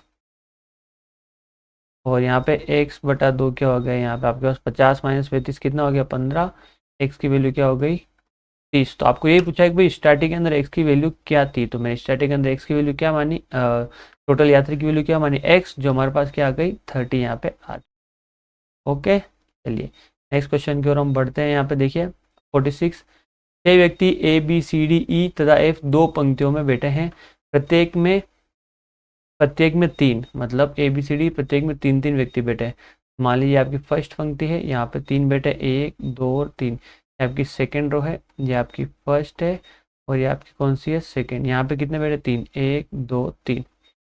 यदि E किसी सिरे पर नहीं है, D F के बाएं से दूसरा है, C E का पड़ोसी। देखिए यहाँ पे क्या लिखा, यदि E किसी सिरे पर नहीं है तो E को हम ना यहाँ बिठा सकते हैं, ना यहाँ, ना यहाँ, ना यहाँ। इसका मतलब E या तो यहाँ पर है या यहाँ पर है। ओके, एक बात समझ में आ गई आपको। चलिए अब देखिए क्या लिखा है, डी एफ के बाएं से दूसरा है। अब यहाँ पे क्या दिया है, देखिए इसके अंदर डी एफ के बाएं से दूसरा, तो डी एफ के बाय से दूसरा है, एफ के बाय से मतलब इसके लेफ्ट से सेकेंड नंबर पे क्या आपका डी, ये बिठा दिया मैंने। चलिए ओके, तो अब यहाँ पे एक चीज देखिए, ये जो कॉम्बिनेशन यहाँ भी बन सकता है डी एफ, और एक कॉम्बिनेशन यहाँ भी बन सकता है डी और एफ, ठीक है, कुछ भी हो सकता है। तो हम दोनों केस लेके चल रहा हूँ। यहाँ पे अगर आपको एक के अंदर समझ में आ रहा हो तो ठीक, नहीं आ रहा तो आप इसको अलग अलग केस लेके भी चल सकते हो। जैसे मैं आपको बता दूं, अब या तो ये ले लो या एक और ले लो, एक दो तीन, एक दो तीन, ई दोनों में से कहीं भी हो सकता है। तो डी ई और दोनों में से कोई भी केस हो सकता है, ठीक है। चलिए, डी एफ के दाएं दूसरा है सी ई का पड़ोसी, क्या लिखा है, सी जो है आपके किसका पड़ोसी, ई का पड़ोसी। अब एक चीज देखिए, सी ई का पड़ोसी है, तो यहाँ एक चीज देखिएगा, एफ और डी कभी ई के साथ आ ही नहीं सकते। अगर एफ और डी ई के साथ आए तो ये वाला कॉम्बिनेशन, तो सी कभी ई का पड़ोसी नहीं हो सकता है। आई बात समझ में। तो इस केस के अंदर हम क्या करेंगे, ये ले लेते हैं, ये कोई भी ले लो, तो ये वाला हम गलत कर लेते हैं। ई का पड़ोसी में क्या बनाता हूँ यहाँ पे सी, ठीक है। क्या बोला यहाँ पे, सी क्या बोला है, सी ई का पड़ोसी है। और एक और देखिए, डी के विकर्णतः और सामने बैठा है, सी क्या बैठा है, डी के विकर्णतः बैठा है, तो डी के विकर्ण में बैठा है सी। दोनों कंडीशन सेटिस्फाई हो गई, और यहाँ पे अब ये ई नहीं आएगा क्योंकि ई हमारा यहाँ पे आ चुका है। ओके, डी के विकर्णतः सामने बैठा है, ये सामने आपके विकर्ण में बैठ गया है कौन सा, सी। और बी एफ का पड़ोसी है, बी कौन है, एफ का पड़ोसी, ये हो गया भाई। और ए बचा हुआ यहाँ लिख लीजिए। अब क्या पूछा देखिए, बी के सामने कौन बैठा है, बी के सामने कौन, ई। तो हमारा आंसर क्या आ गया यहाँ पे, ई करेक्ट आंसर आ चुका है। ओके, तो ठीक है ना, इस तरह के क्वेश्चन की आप जितनी प्रैक्टिस करोगे उतने आप इस तरह के क्वेश्चन को अच्छे से कर पाओगे। नेक्स्ट क्वेश्चन देखिए यहाँ पे, 10 लड़कियां और 20 लड़कों की एक कक्षा में, जया का स्थान लड़कियों में 4 तथा कक्षा में 18 है। टोटल कितने हैं, जो गर्ल्स है वो कितनी है, 10, और जो बॉयज है कितने आपके पास, 20, टोटल है 30। पूछा क्या है, जया का स्थान लड़कियों में चौथा तथा कक्षा में 18वां है। तो कक्षा में तो जया का स्थान है कौन से नंबर पे आपके, 18वें नंबर पे, और लड़कियों में कौन से नंबर पे, चौथे। तो यहाँ पे इसका मतलब जो लड़कियां है उसके अंदर कौन से नंबर पे, 4th नंबर पे। इसका मतलब कहीं ना कहीं बीच में आपके 3 लड़कियां है, ठीक है ना। तो बीच में 3 लड़कियां 18 में से, और चौथे नंबर पे खुद जया आपकी क्या है, एक लड़की, ठीक है ना। टोटल क्या है, कक्षा का जया में स्थान लड़कियों में चौथा है, और तो ओवरऑल के अंदर 18वां है। तो यहाँ पे 3 लड़कियां बीच में हो गई। पूछा गया कक्षा में लड़कों के बीच कौन सा स्थान है, तो यहाँ पे अगर मैं लड़कियां माइनस कर दूं तो लड़कों के बीच नंबर आ जाएगा। यहाँ पे कितना माइनस करूंगा मैं, 18 में से 3, क्योंकि बीच में 3 ही तो लड़कियां है, चौथी तो खुद जया है। 18 में से 3 गए तो कितना बचे यहाँ पे, 15। तो यहाँ पे 47, इसका आंसर क्या हो गया, 47 का 15 करेक्ट आंसर। ओके, तो देखिए बहुत ही प्यारे क्वेश्चन है, और मैं अच्छे तरीके से आपको समझाने की कोशिश कर रहा हूँ। समझिए ध्यान से अच्छे से, निम्नलिखित जानकारी को ध्यान से पढ़िए, और उसके बाद दिए गए प्रश्नों के आप उत्तर दीजिए। पी प्लस क्यू का अर्थ, ठीक है, हम देखते हैं यहाँ पे क्या लिखा। निम्नलिखित में से कौन सी अभिव्यक्ति दर्शाती है कि टी एल की माता है। टी क्या एल की माता है, तो एल ये होगा यहाँ पे, और एल की माता है, मतलब इस तरीके से कहीं ना कहीं हमारे पास कॉम्बिनेशन बनेगा। ये क्या होगी टी, और ये क्या होगा यहाँ पे, ठीक है। फीमेल के लिए हम क्या लगाते हैं, यहाँ पे नेगेटिव का साइन लगाते हैं। चलिए क्या है कॉम्बिनेशन बन रहा है, यहाँ पे देखते हैं, पी माइनस एच, तो इसको हम चेक करते हैं यहाँ पे, पी क्यू की पत्नी, इससे क्या बन रहा है, टी किसकी पत्नी बन रही है, वो बन रही है आपकी एच की, ठीक है, ये दोनों पति पत्नी है। प्लस एल, प्लस का मतलब क्या है, पी क्यू का भाई है, मतलब एच एल का भाई है। एच क्या है, एल का भाई है। अब एल कोई भी हो सकती है, लड़की लड़का मुझे नहीं पता, पर यहाँ पे क्या जो क्वेश्चन पूछा गया है वो बन रहा है, नहीं बन रहा है, तो ये हमारा आंसर नहीं है, ठीक है। नेक्स्ट क्वेश्चन देखते हैं यहाँ पे सॉरी, सेम बन जाएगा यहाँ पे, टी माइनस का मतलब क्या हो जाएगा, टी एच की पत्नी है, तो टी किसकी पत्नी, एच की पत्नी, तो ये हो गया पति। अब क्या है, क्रॉस एल, क्रॉस का मतलब क्या हो गया, पी क्यू का पिता है, मतलब एच एल का पिता है। एच क्या है, एल का पिता, मतलब ये हो गया आपके पास एल। अब देखिए टी एल की माता है, तो क्या ऐसे जस्टिफाई हो रहा है, टी एल की माता है, बिल्कुल सही है। ये इसका बेटा है, और ये दोनों पति पत्नी, इसका ये इसकी माता है। तो क्या हो गया, ये वाला कॉम्बिनेशन आपके इस आंसर को बिल्कुल सही रिप्रेजेंट कर रहा है। नेक्स्ट देखिए, निम्नलिखित जानकारी को ध्यान से पढ़िए, फिर वही क्वेश्चन है। तो यहाँ पे बोला है v का f से क्या संबंध है, तो हम बनाने की कोशिश करते हैं। f प्लस m प्लस देखिए यहाँ पे p q का बाई है, मतलब f m का बाई है। तो जो f है किसका बाई है, m का बाई है। ठीक है, m के बारे में कुछ नहीं दे रखा है। m क्रॉस v, तो p q का पिता है, इसका मतलब m v का पिता है। m किसका पता है, v का, तो ये हो गया आपके पास v, ये क्या हो गया पिता, तो प्लस v के बारे में कुछ नहीं दे रखा है। v डिवाइड बाय r क्या हो गया, p q की पुत्री है, इसका मतलब v r की पुत्री है। v जो है वो किसकी पुत्री है, r की पुत्री है। ठीक है, तो यहाँ पे क्या हो गया v, यहाँ पे देखिए v क्या है, यहाँ पे r की पुत्री है। तो देखिए v r की पुत्री तभी हो सकती है जब ये r क्या है, इसकी माँ, और ये दोनों क्या हो यहाँ पे पति पत्नी, और ये हो गया आपके पास नेगेटिव, तभी ये r की पुत्री हो सकती है ना। ओके, तो अब क्या बोला है, f का v से v का f से क्या संबंध है, v का f से क्या संबंध है, मतलब v f की क्या लगती है, क्या लगती है, पुत्री, पुत्र, भतीजा, भतीजी, तो लेडीज है तो ऑब्वियसली बात है क्या लगेगी, भतीजी। भाई, भाई की पुत्री क्या लगेगी, यहाँ पे भतीजी लगेगी। यहाँ पे देखिए ऑप्शन में मैं ये ऑप्शन डालना भूल गया था, है ना, तो इसका आंसर है भतीजी, है ना। मेरे ख्याल से आप सभी ने जैसे कर एक्चुअली आप बहुत सारों ने इसको रिपोर्ट किया था मेरे को, इसका मैं क्या ना ऑप्शन शायद ढाल नहीं पाया, तो ऑप्शन देख लीजिएगा इसका। इसके जो ऑप्शन इस तरीके से है, ये है आपके भतीजी। ठीक है, चलिए नेक्स्ट क्वेश्चन की ओर हम मूव करते हैं। नेक्स्ट क्वेश्चन क्या दिया हुआ है यहाँ पे, दिलीप 20 मीटर उत्तर की ओर जाता है। चलिए दिलीप को हम 20 मीटर उत्तर की ओर भेज देते हैं यहाँ से। मान लीजिए ये जा रहा है आपका दिलीप उत्तर की ओर, कहाँ कितना जा रहा है, 20 मीटर। इसके बाद दाई ओर मुड़ जाता है और 30 मीटर जाता है, दाई ओर मुड़ गया और भाई कितना गया यहाँ पे, 30 मीटर। ठीक, अब वह पुनः दाई ओर मुड़कर 35 मीटर जाता है। पुनः दाई कहाँ होगा, इधर 35 जा रहा है, मतलब 20 तो ये हो गया, और यहाँ से कितना जा रहा है, 15 और आगे जा रहा है। ठीक है, टोटल कितना हो गया, 35, मतलब 20 ये हो गया और 15 ये हो गया। ठीक है, तो 35 जाता है, यहाँ तक हो गया। पुनः वह बाईं ओर मुड़ जाता है और 15 मीटर जाता है। अब यहाँ से वापस बाईं ओर कितना हो गया, यहाँ, तो यहाँ से कितना जाता है, बाईं ओर मुड़ के कितना जाता है, 15, ये हो गया 15, और वो अंततः फिर बाईं ओर मुड़कर 15 मीटर तय करता है। फिर से लेफ्ट मिलता है, कहाँ जाता है, 15 मीटर बाईं, ये हो गया 15। बताए कि वो अपने प्रारंभिक स्थान से किस दिशा और कितनी दूरी पे है। तो यहाँ पे जैसे आप देख पा रहे हैं, वो अपने प्रारंभिक स्थान से, देखिए ये कितना हो गया आपके पास 30, और ये कितना हो गया आपके पास 15, तो टोटल आपके पास कितना निकल के आ गया यहाँ पे 45, और दिशा कितनी कौन सी हो गई यहाँ पे, ईस्ट। ठीक है ना, ये ईस्ट हो गया, ये आपका वेस्ट हो गया, ये नॉर्थ हो गया और साउथ हो गया। तो प्रारंभ से ये पूर्व की ओर है और 45 मीटर, तो आंसर क्या हो जाएगा, बी। बी इसका क्या है, करेक्ट आंसर है। ओके, तो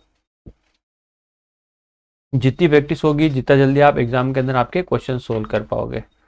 सॉरी, नेक्स्ट देखिए क्वेश्चन, कुछ चप्पलें मोजे हैं, सिलोजिस्ट का क्वेश्चन है, कुछ चप्पलें मोजे हैं, तो ये कुछ चप्पलें हो गई, और इनको मैं क्या बना रहा हूँ यहाँ पे, मोजे बना दी। और कुछ कुर्ते मोजे हैं, कुछ कुर्ते क्या हो गए यहाँ पे, मोजे हो गए। ठीक है, निष्कर्ष देखिए, कुछ चप्पलें मोजे नहीं है, कुछ चप्पलें मोजे नहीं। यहाँ पे एक चीज देखिए, यहाँ पे आपने पॉजिटिव स्टेटमेंट दे रखा है, उसी के बाद जस्ट आपने नेगेटिव स्टेटमेंट दे दिया, ये स्टेटमेंट आपका क्या हो गया, गलत हो गया। आप यहाँ बोल रहे हो कुछ चप्पलें मोजे हैं, मान लिया कुछ चप्पलें मोजे, फिर से बोल रहे हो कुछ चप्पलें मोजे नहीं है, तो ये क्या हो गया आपका, गलत हो गया। नेक्स्ट देखिए, कुछ कुर्ते मोजे नहीं है, तो यहाँ पे देखिए कुछ कुर्ते मोजे नहीं है, हाँ यहाँ पे कुछ कुर्ते ऐसे हैं जो आपके मोजे नहीं है, यहाँ पे देखिए, तो ये वाला एक सॉरी, निष्कर्ष देखिए यहाँ पे सभी चप्पलें कुर्ते हैं, सभी चप्पलें क्या होगी, कुर्ते, क्या सभी चप्पलें कुर्ते हैं, नहीं है, तो ये क्या हो गया आपका गलत। तो यहाँ पे हमारा आंसर क्या हो गया, डी इसका करेक्ट आंसर है। यदि निष्कर्ष 1 और 2 दोनों में से कोई भी सही नहीं है तो। ओके, चलिए नेक्स्ट क्वेश्चन देखिए, यहाँ पे क्या दिया हुआ है, इवन के बाद 52 देखिए यहाँ पे, सौंदर्य प्रसाधनों का प्रयोग जोखिम भरा है। अगर सौंदर्य प्रसाधनों का प्रयोग क्या है, जोखिम भरा है। इसका देखिए क्या दिया हुआ है, प्रसाधनों के सहवर्ती प्रभाव पड़ते हैं, देखिए, और प्रसाधन महंगे नहीं होते, जो दिया वही समझना हमें। सौंदर्य प्रसाधनों का प्रयोग जोखिम भरा है, इसका मतलब प्रभाव पड़ रहा है, प्रसाधनों के सहवर्ती प्रभाव पड़ते हैं, बिल्कुल सही दिया हुआ है। प्रसाधन महंगे नहीं होते, यहाँ पे महंगाई से रिलेटेड हमें कुछ दिया हुआ नहीं है, तो ये हमारा फॉल्स हो गया। तो आंसर क्या हो जाएगा, केवल फर्स्ट, हाँ, ए इसका करेक्ट आंसर रहेगा भाई। इसमें से कौन सा आपका आंसर सही निकल रहा है, ए ही इसका सही आंसर निकल रहा है। नेक्स्ट देखिए, महेश कोई एक कैलेंडर का उपयोग 1988 में करता है, तो बताओ उसी कैलेंडर का पुनः उपयोग पुनः किस वर्ष में करेगा। ओके, तो देखिए, जब भी इस तरह के क्वेश्चन आते हैं, तो अगर आपके केस के अंदर लीप ईयर दिया हुआ है, तो उसके अंदर हम क्या कर देंगे, +28 कर देंगे। अगर यही आपके पास नॉर्मल ईयर का नेक्स्ट ईयर दिया हुआ है, नॉर्मल ईयर का नेक्स्ट ईयर दिया हुआ है, तो उसके अंदर हम क्या करेंगे, +6 करेंगे। और यहाँ पे आपको दिया हुआ है अदर, इसके अलावा कोई भी साल दिया हुआ है, तो उसके अंदर हम क्या ऐड करेंगे, +11। ठीक है, आपको कोई लीप ईयर दिया हुआ है, जैसे मान लीजिए 1988, तो उसके अंदर हम क्या करेंगे, +28 ऐड करेंगे। अगर यहाँ पे दिया रहता है आपको 1989 लीप ईयर का नेक्स्ट वाला, तो हम +6 ऐड करते हैं। और इसके अलावा जैसे मान लीजिए आपको दे रखा था 1990, अदर कोई भी दे रखा है, तो उसके अंदर हम 11 ऐड करते हैं। तो यहाँ पे क्या 1988 लीप ईयर है क्या, हाँ है, इसको 4 से डिवाइड करो लास्ट, ये 4 से डिवाइड हो जाता है। तो हम इसमें क्या ऐड करेंगे, 1988 के अंदर क्या ऐड करेंगे, +28, ये क्या हो जाएगा, 16, 1 8 9 10 11 का 1, यहाँ से का 1, 1901 क्या हो जाएगा यहाँ पे 20। तो वापस कैलेंडर कब रिपीट होगा, 2016 के अंदर। सेम केस यहाँ पे एक सेंचुरी के लिए भी लगता है। अगर आपको सेंचुरी दी हुई हो, जैसे अगर आपकी सेंचुरी लीप ईयर है, तो आप क्या ऐड करोगे वापस, +28। ठीक है, जैसे आपकी 400, 800, और अगर आपके नॉर्मल सेंचुरी है, उसका नेक्स्ट सेंचुरी है, तो इसका मतलब आप क्या ऐड करोगे, +6, क्या ऐड करोगे, +6। जैसे बोल रहे हैं यहाँ पे 500, यहाँ हो गई आपके 900। ठीक है ना। और अगर यहाँ पे अदर है, इसके अलावा अगर कोई भी है, तो उसके अंदर आप क्या ऐड करोगे, +6 ऐड करोगे। ध्यान रखना यहाँ पे +6 ऐड करोगे, अगर आपके सेंचुरी की बात कर रहा हूँ। अगर आपके बिना सेंचुरी की है तो ये चलेगा, और अगर सेंचुरी तो ये वाला फॉर्मूला आपके काम आएगा। ओके, जैसे मान लीजिए यहाँ पे हो गया आपका 600, यहाँ पे हो गया आपके पास 1000। ठीक है, तो उस केस के अंदर क्या यूज़ करोगे आप, +6 यूज़ करोगे। तो वेरी इंपॉर्टेंट है एग्जाम पॉइंट ऑफ व्यू से, आपको ये सारी की सारी चीज़ें आनी चाहिए, मतलब आनी ही चाहिए। अगर नहीं कर पा रहे हो, तो आपको आपकी तैयारी वापस चेक करनी पड़ेगी। What is represented by small black square in lower right corner of the active cell. कोई एक्टिव सेल है यहाँ पे इस तरीके से, उसके लोअर राइट कॉर्नर के अंदर यहाँ पे जो प्लस का निशान होता है, वो क्या रिप्रेजेंट करता है, वो क्या रिप्रेजेंट करता है, आपका फिल हैंडल। मतलब इसको पकड़ के ड्रे करके आप खींचोगे, तो अगर यहाँ पे कोई फॉर्मूला लगा रहा होगा, सारा सारा फॉर्मूला नेक्स्ट जहाँ तक खींचोगे, वो सारा सारा क्या हो जाएगा, आपका कॉपी हो जाएगा। ओके, चलिए, what is the output of the following code, इस कोड का आउटपुट क्या होगा, इंट 1024, और यहाँ पे प्रिंट %d(x), यहाँ पे देखिए राइट शिफ्ट लिया हुआ है, क्या लिया हुआ है, राइट शिफ्ट। ठीक है, तो इस केस के अंदर क्या करेंगे, देखिए 1024 को मैं कैसे लिख सकता हूँ, यहाँ पे 1024 को इस फॉर्म के अंदर लिख ले सकते हैं, बाइनरी के अंदर 2 की पावर 4 कितना होता है आपके पास, 2 की पावर 10। हाँ, इस तरह के अगर क्वेश्चन को आप करना है, तो एक तो ये तरीका है, 1024 को आप बना लीजिए। कैसे बनाओगे आप, देखिए ये क्या हो जाएगा, 1 2 4 8 16 32 34 128 और 256 512, और ये 102, 1 2 3 4 8 9 10। एक तो ये तरीका हो गया। आप क्या बना दोगे, इस तरीके से कर दोगे, 1 2 4 5 6 7 8 9 10। एक तो आप क्या करो, इस तरीके से बना दोगे, और राइट शिफ्ट करो कितनी बार, 4 बार। तो एक बार ये एक यहाँ शिफ्ट होगा, फिर दूसरी बार यहाँ, तीसरी बार यहाँ, चौथी बार यहाँ, तो एक क्या आ जाएगा यहाँ, 1 2 3, 1 2 3, तो ये हो जाए 1 2 4 8 16 32 64। तो इसका बेस वेट क्या हो गया, 64। तो हमारा आंसर क्या आ जाएगा, 64। पर एग्जाम के अंदर आपको इतना करने की जरूरत नहीं है। आपको क्या करना है, जब भी राइट शिफ्ट करना है, तो आप क्या करोगे, इसको डिवाइड कर दोगे। तो 1024, इसको आप बाइनरी में कन्वर्ट कर दो, क्या हो जाएगा, 2 की पावर 10 डिवाइड बाय 2 की पावर के का मतलब क्या हो गया, आप ऐसे फॉर्मूले लिख सकते हो वैसे तो,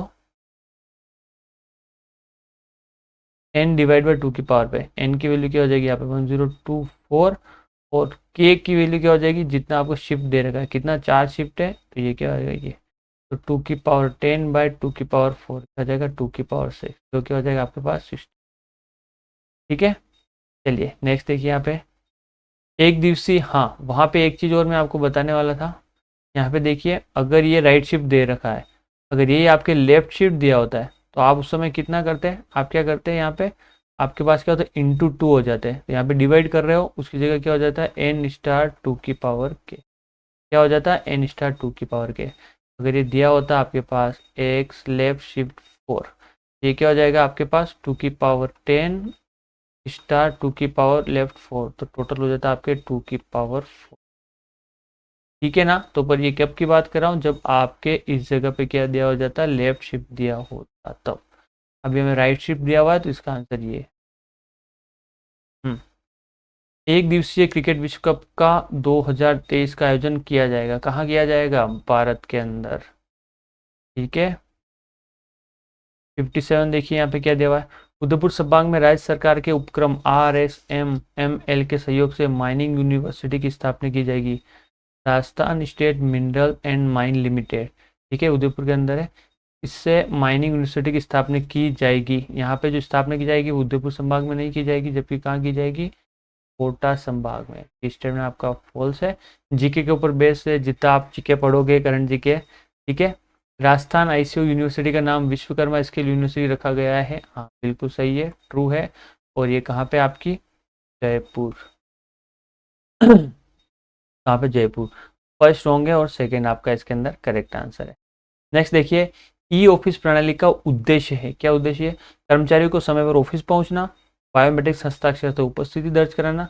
ये दोनों जो काम है वो क्या आपका अटेंडेंस मैनेजमेंट सिस्टम एक चालू हो गया गवर्नमेंट के अंदर, बायोमेट्रिक्स अटेंडेंस सिस्टम है ना, बायोमेट्रिक्स मेरे को भी इसी से करना पड़ता है, बायोमेट्रिक्स अटेंडेंस मैनेजमेंट सिस्टम, उसका रोल दे रखा है ये। आमजन को पारदर्शी एवं त्वरित सेवाएं उपलब्ध कराना और कार्य प्रक्रिया को सरल करना, ये दोनों आपके किसके होंगे, आपके 58 के आंसर हो चुके हैं। हमारे पास जो आंसर निकल के आ रहा है वो कौन सा है, 2 और 3। ठीक है, 2 और 3 इसका करेक्ट आंसर है। चलिए नेक्स्ट देखिए यहाँ पे 59 के अंदर,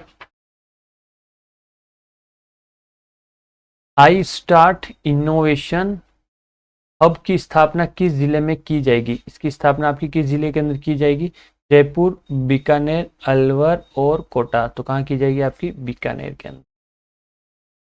हाँ नेक्स्ट देखिए यहाँ पे क्वेश्चन क्या दिया हुआ है, हाल ही में किन सॉरी हाल ही में किन शहरों में I start nest incubator centre का लोकार्पण हुआ है, अलवर भिलवाड़ा, जोधपुर पाली, दौसा झालावाड़ और सीकर नागौर, कहाँ हुआ है आपके जोधपुर और पाली।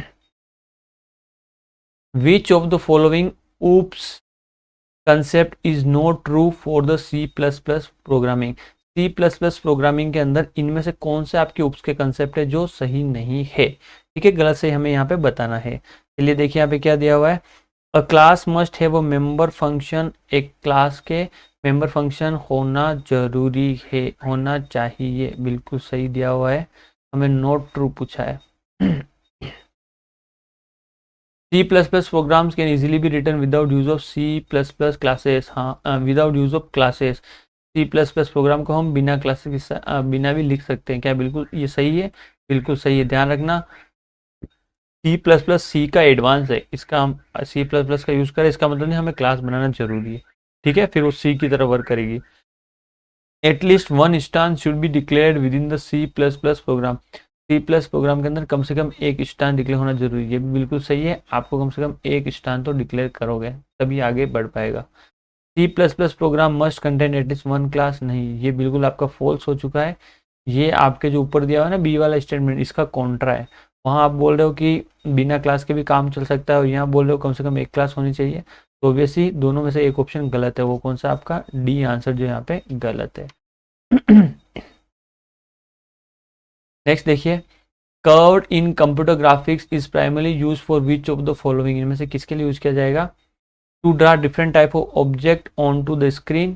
ठीक है, अलग अलग ऑब्जेक्ट बनाने के लिए, एक तस्वीर को जूम आउट करना, किसी चित्र की प्रतिलिपि बनाना और किसी चित्र को जूम करना। तो हमारा आंसर क्या हो जाएगा यहाँ पे, ए इसका करेक्ट आंसर हो जाएगा।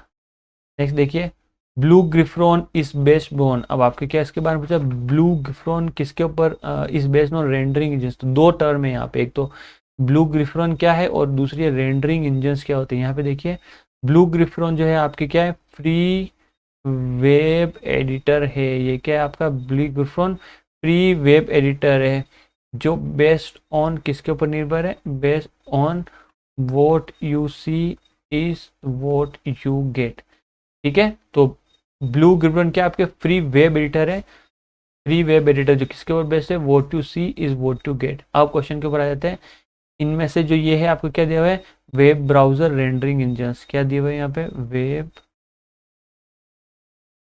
ब्राउजर रेंडरिंग इंजन्स यहाँ पे आपको दिए हुए हैं।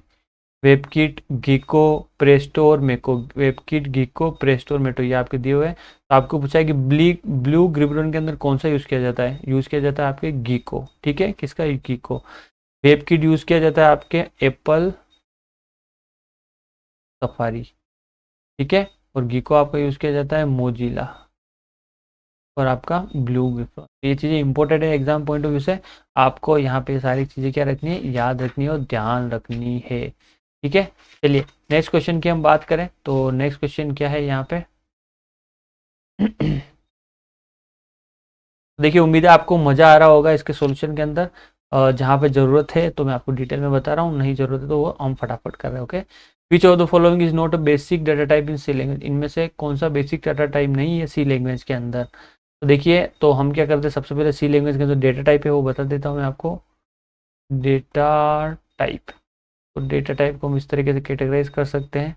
सबसे पहले हो गया हमारा प्राइमरी, ठीक है, फिर हो गया हमारे पास डिराइव्ड, फिर हो गया हमारे पास यूज़र डिफाइंड।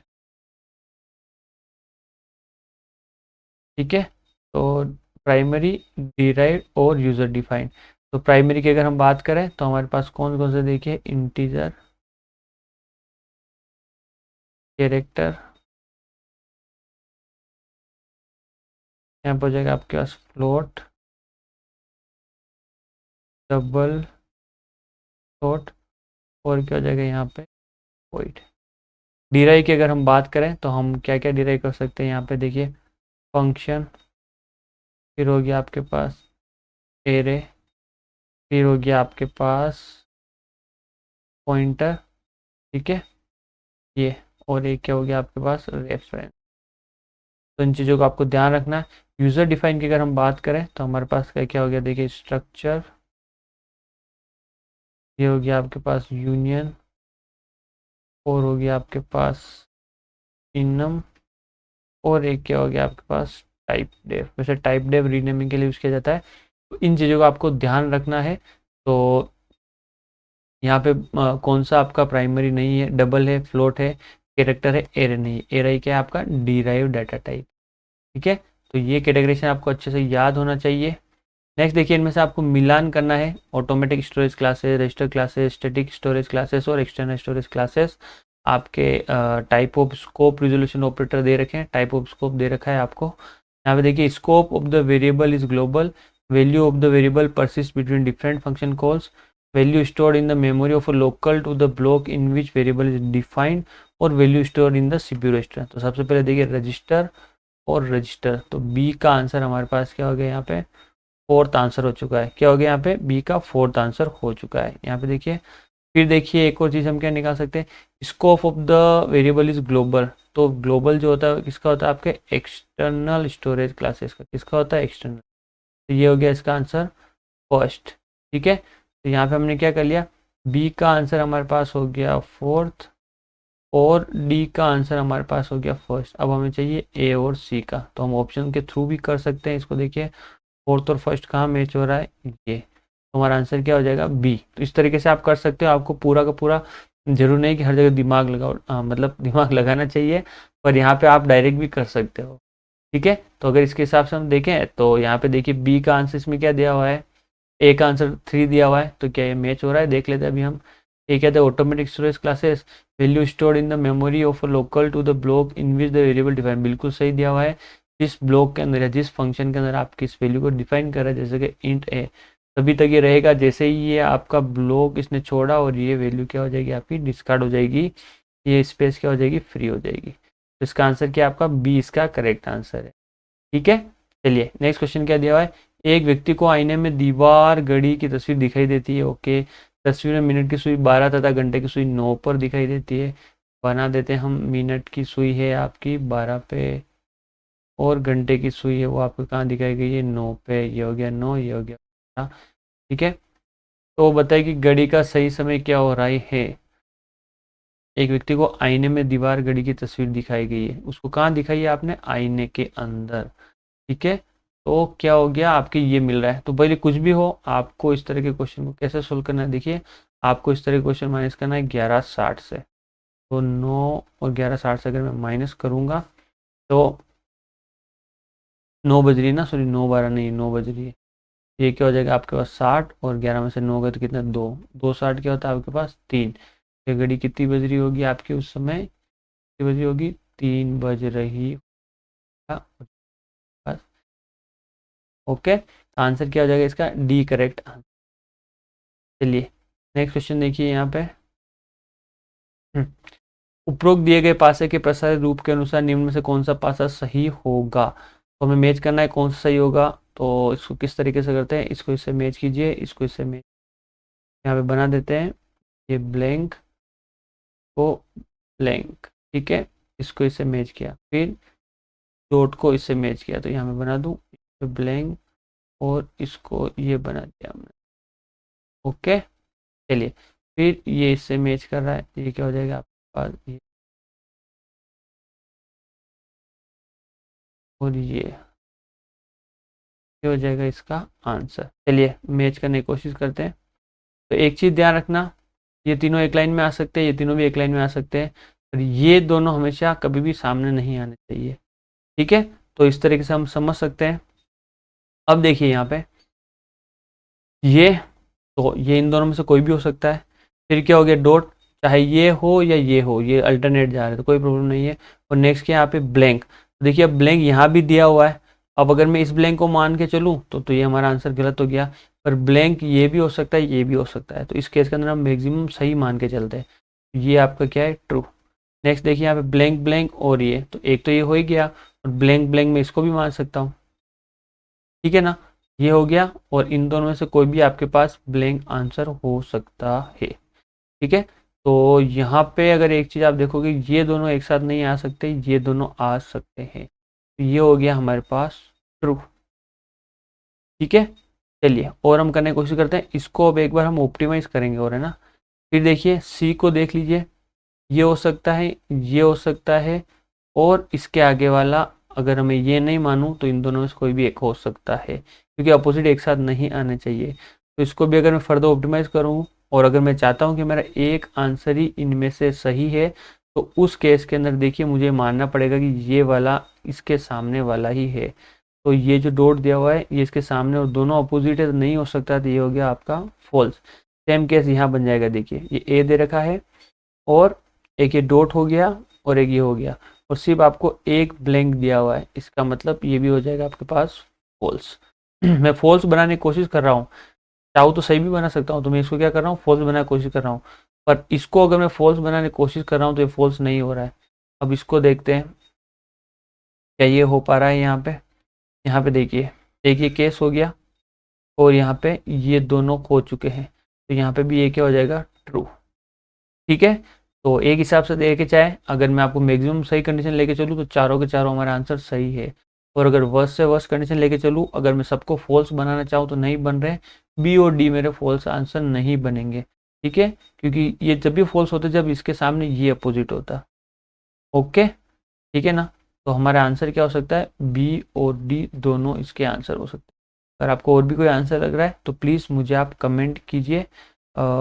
मेरे ख्याल से इस ऑप्शन क्वेश्चन के अंदर ही मिस्टेक है वैसे, अगर मैं इसको फर्दर और गलत करना चाहूँ तो मैं कर सकता हूँ। जैसे अगर आप ऑब्जेक्शन रेज करोगे सर देखिए इस तरीके से, तो ये दोनों भी सामने हैं, और इन दोनों की अगर मैं मान के चलूँ ये दोनों ही आमने सामने है, तो ये भी फॉल्स हो जाएगा। हाँ, उस केस के अंदर ये भी फॉल्स हो जाएगा, और सेम केस यहाँ रिपीटेड हो जाएगा, और ये भी आपका क्या हो जाएगा ये भी फॉल्स हो जाएगा और ये भी क्या हो जाएगा आपका उस केस के अंदर फॉल्स हो जाएगा। ठीक है, तो ये जो क्वेश्चन है थोड़ा सा क्वेश्चन में मुझे डाउट लग रहा है, और भी अगर आपके तरफ से जो कोई बेटर ऑप्शन हो तो बताना है ना, मैं इसको राउंड मार्क कर रहा हूँ। ठीक है, मैं इसको कोई भी नहीं दे रहा हूँ, ना सही है ना गलत, या तो ये सारे फॉल्स हो रहे हैं या सारे सही हो रहे हैं। ठीक है, या तो ये सारे फॉल्स होंगे या सारे क्या होंगे आपके सही। अब आप कौन सी कंडीशन मान के चलते हो। ठीक है, तो ये थोड़ा सा डिस्प्यूट वाला क्वेश्चन, इसको छोड़ दीजिए। एग्जाम के अंदर भी आपको ऐसे क्वेश्चन मिलते हैं जहाँ पे आपके डिलीट होते हैं। ठीक है, तो ऐसे पेपर के अंदर एक दो क्वेश्चन होने चाहिए, ताकि ऐसा आपका दिमाग चलना चाहिए ना। अब त्रिभुज के अंदर बताओ, यहाँ पे भी ऑप्शन आपको मिलेगा नहीं। ठीक है, इस तरह के क्वेश्चन मैं जानबूझ के डाल देता हूँ आपके, मुझे पता था इसके अंदर आपके ऑप्शन मैच नहीं कर पा रहा है, क्योंकि इस क्वेश्चन ही अलग था। ये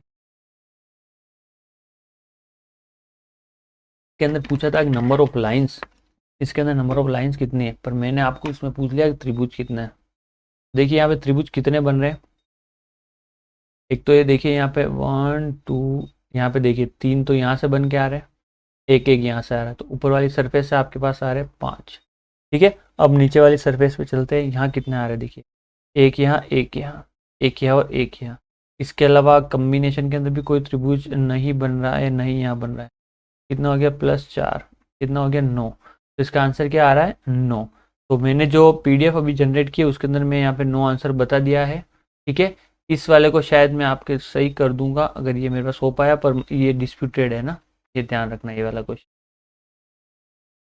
नेक्स्ट देखिए यहाँ पे, निम्नलिखित में से कौन सी आकृति सही तरीके से हाथी, भेड़िए और जानवर को प्रदर्शित करती है। तो ये देखिए हाथी और भेड़िया दोनों क्या एक तरह के जानवर है। तो ये हो गया बड़ा, क्या हाथी भेड़िया हो सकता है या भेड़िया हाथी की प्रजाति, ऐसा कुछ भी नहीं है, तो दोनों हो गए सेपरेट।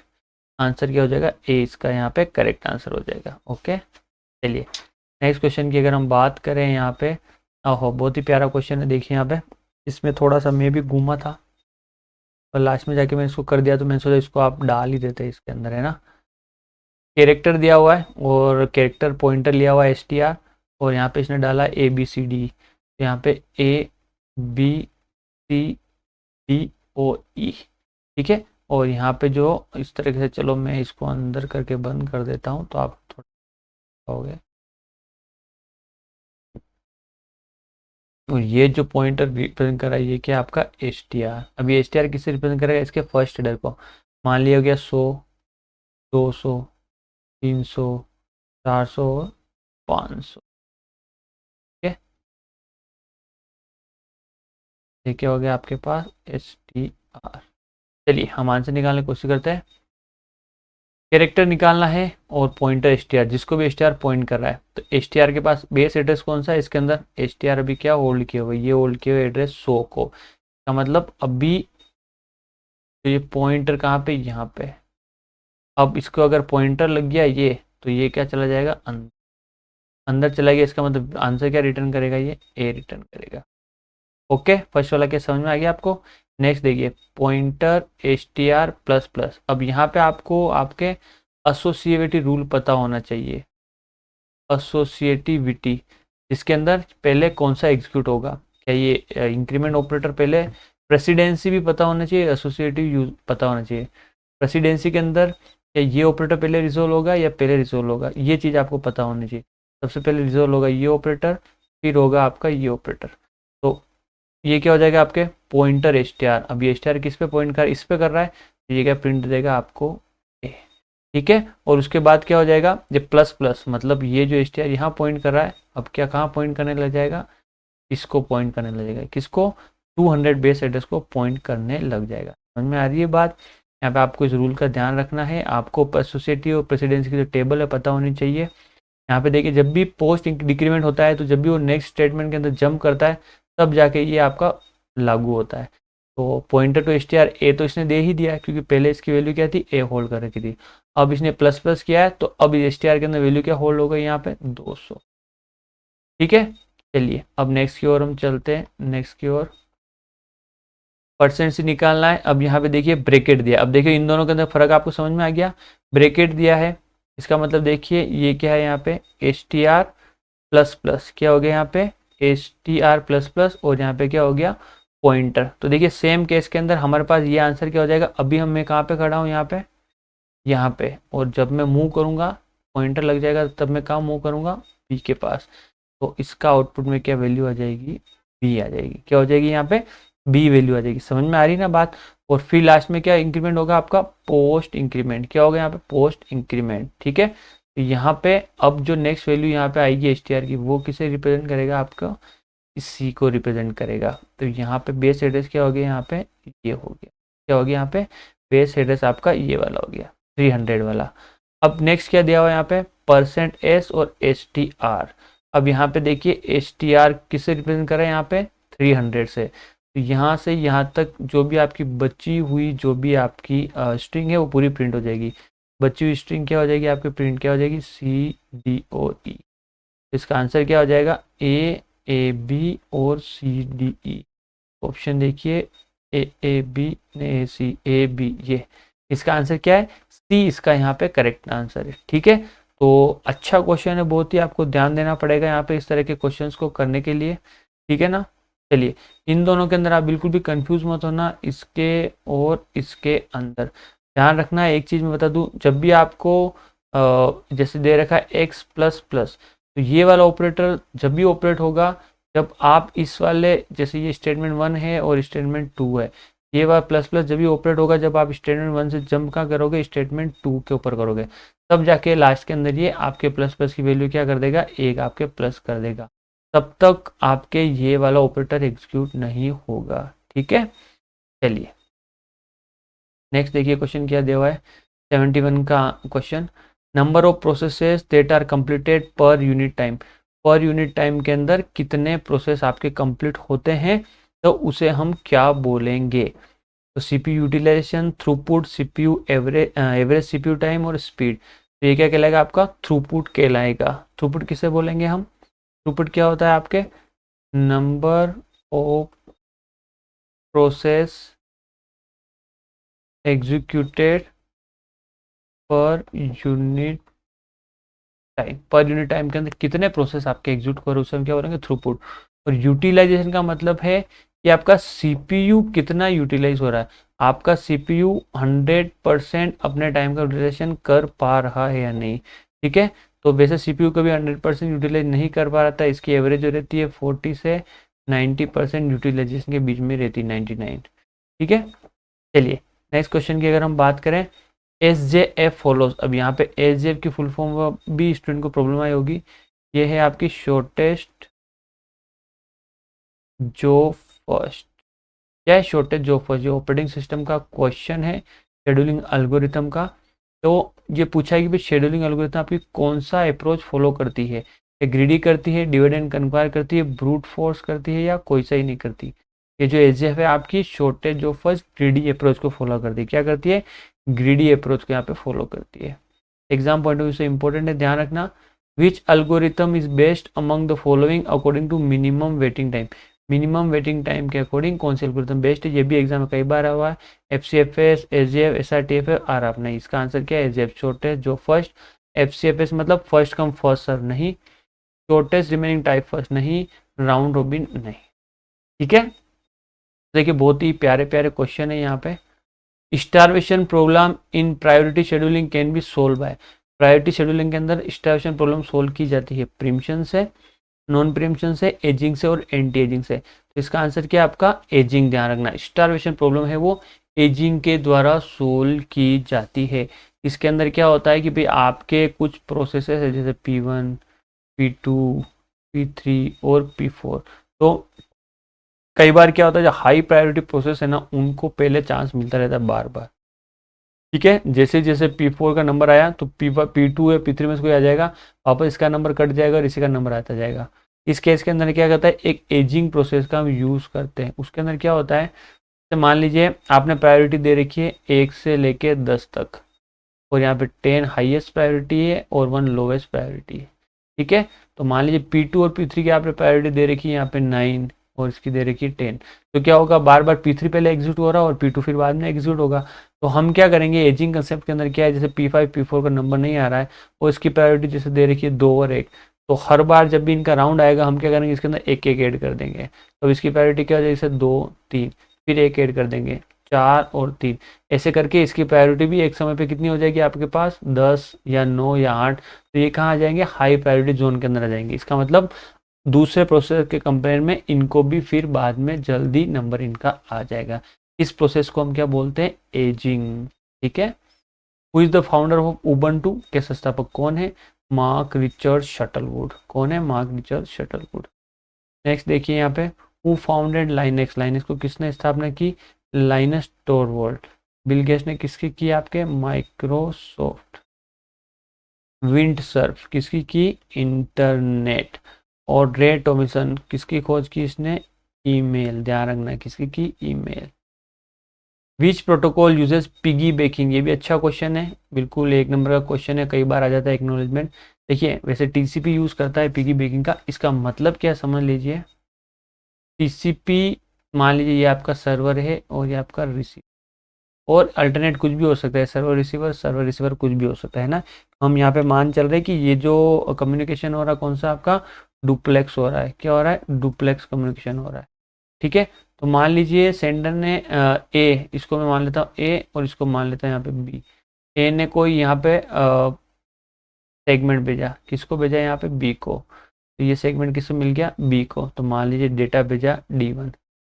अब बी ने भी क्या भेजना चाहता है, ए को डेटा भेजना चाहता है, इसने क्या किया, डेटा भेजा बी को। अब देखिए, अब जो D1 ने जो डेटा भेजा बी को, अब ये बी एक्नोलेजमेंट भी तो देगा कि भाई ये D1 डेटा मेरे पास पहुंच चुका है। तो एक तो तरीका है कि इससे पहले ये एक अलग से एक्नोलेजमेंट बताए। एक तो तरीका ये है कि जैसे इसको डेटा मिला और ये बोल देगा कि भाई ये डेटा मेरे को D1 मिल चुका है और ये रहा उसका एक्नोलेजमेंट। और बी क्या करेगा, फिर इसके बाद क्या भेज देगा, अपना डेटा भेज देगा।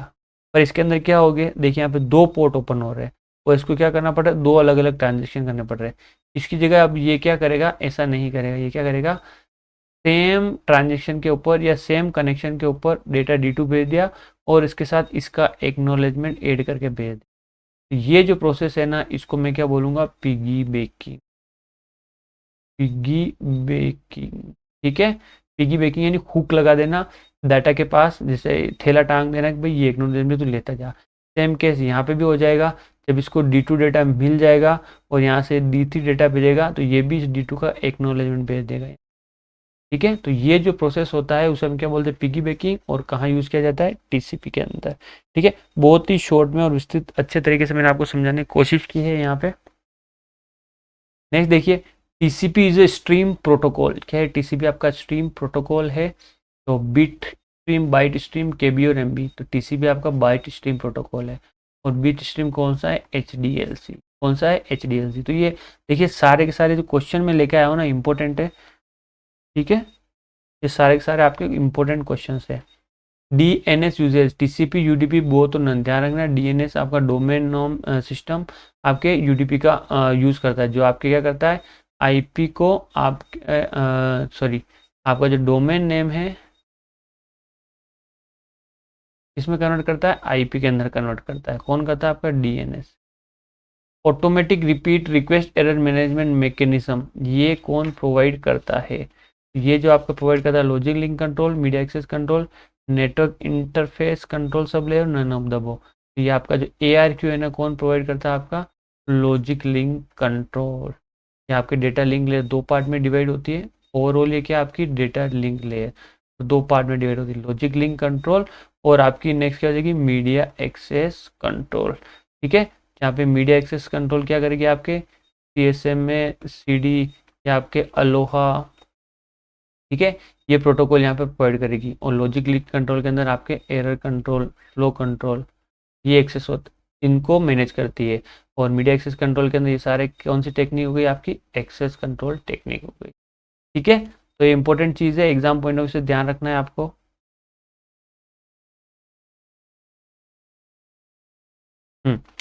चलिए नेक्स्ट क्वेश्चन की अगर हम बात करें, virtual circuit and datagram switch, virtual circuit and datagram switching are types of circuit switching, message switching, packet switching. ये किसके एग्जांपल है, आपके पैकेट स्विचिंग के। ध्यान रखना, स्विचिंग टेक्निक्स ये होती है आपकी 3 तरह की। सबसे पहली होती है आपकी सर्किट, फिर होती है आपकी मैसेज, और फिर होती है आपके पास पैकेट स्विचिंग।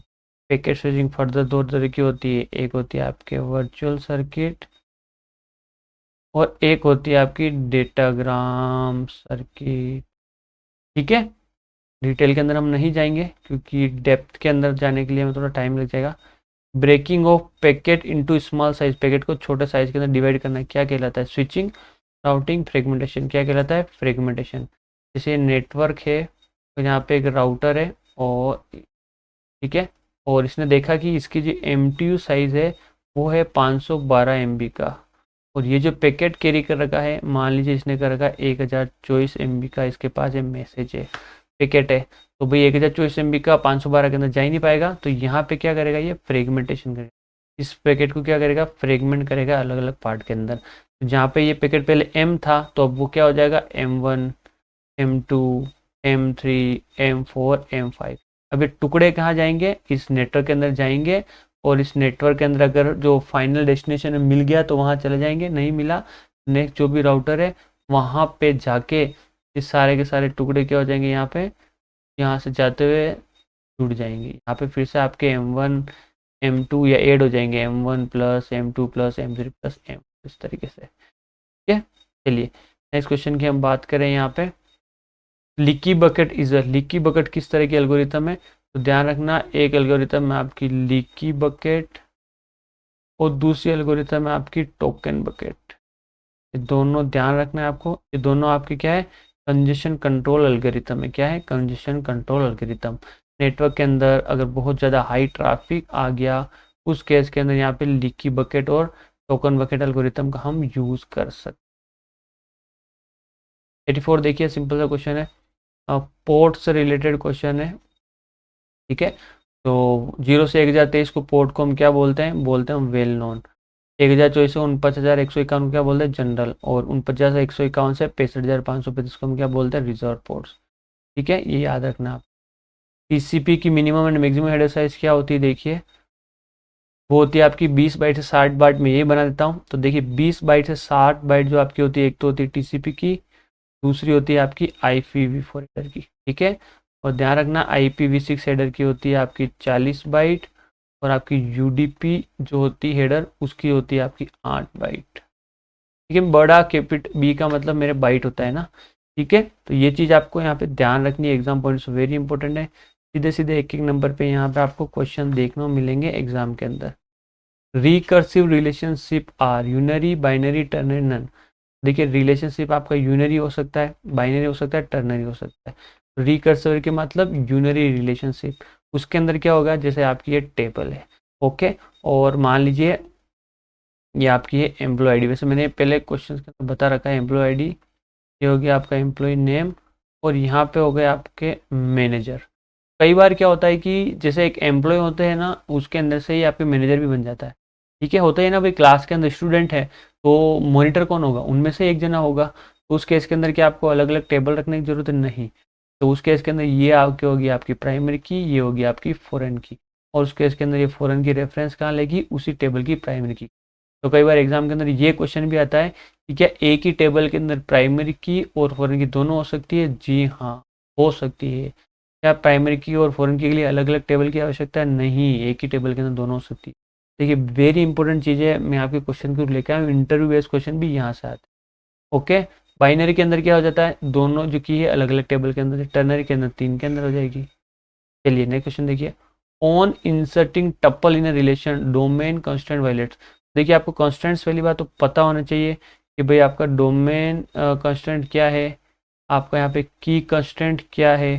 ठीक है, यहाँ पे आपका रेफरेंशियल इंटीग्रिटी RIC, यहाँ पे आपका रेफरेंशियल इंटीग्रिटी कंस्टेंट क्या है, ये कंस्टेंट आपको पता होना चाहिए। एक और कंस्टेंट है, मैं नाम बोल रहा हूँ, डोमेन कंस्टेंट, की कंस्टेंट, और चलिए मैं बता दूंगा आपको। तो देखिए डोमेन कंस्टेंट के अंदर क्या होता है कि जो वैल्यू होती है एटॉमिक होनी चाहिए। क्या होनी चाहिए? एटॉमिक होनी चाहिए। जैसे मान लीजिए ये आपकी टेबल है, उसके अंदर एक ये कॉलम है ए, इसके अंदर आप वैल्यू लिख रहे हो 1, ये सेल अलग अलग, तो 1 आएगा। ऐसे थोड़ी लिखते हो 1,2, अगर आप इस तरीके से वैल्यू रखते हो तो ये क्या है, वायलेशन ऑफ रूल्स है। क्या होगा, वायलेशन ऑफ रूल्स है। और इसकी जगह आप ये नहीं लिख के यहाँ लिखते हो, इसका मतलब ये बिल्कुल सही है। तो टपल जब आप इंसर्ट करते हो ना इस टेबल के अंदर, तो वो रूल्स को वायलेट कर भी सकती है, नहीं भी कर सकती। ये डिपेंड अपॉन यू कि आप इसके डेटा कहाँ रखते हो। इसलिए नहीं हाँ कर सकते, नहीं ना कर सकते, क्या कर सकते, मे बी। ठीक है, डिपेंड करता है ना यूजर के ऊपर। ओके, चलिए नेक्स्ट देखिए यहाँ पे, maximum number of relationship in which an entity can participate. एक एंटिटी कितने रिलेशनशिप के अंदर पार्टिसिपेट कर सकता है। तो देखिए यहाँ पे, उसको हम क्या बोलेंगे, पार्टिसिपेशन कार्डिनलिटी रेशियो डिग्री। उसको हम क्या बोलेंगे, कार्डिनलिटी रेशियो। क्या बोलेंगे, कार्डिनलिटी रेशियो। वेरी इंपॉर्टेंट है ये, ध्यान रखना, डायरेक्ट क्वेश्चन आता है एग्जाम के अंदर। तो आप ऐसे रिप्रेजेंट करते हो वन, और या क्या कर सकते हो, मेनी। वन या कर सकते हो मेनी।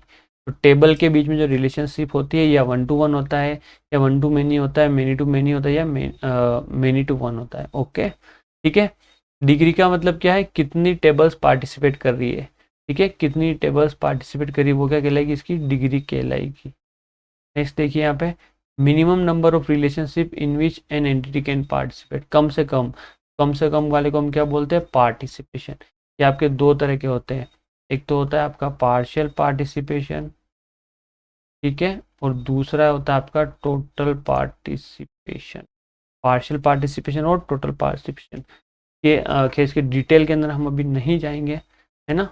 नेक्स्ट क्वेश्चन देखिए यहाँ पे, the search result are generally present. Search result जो है आपके जनरली प्रेजेंट रहते हैं। The list search engine result, search engine pages, और द कैटेगरी कहाँ रहते हैं आपके, search engine result pages 90। Okay,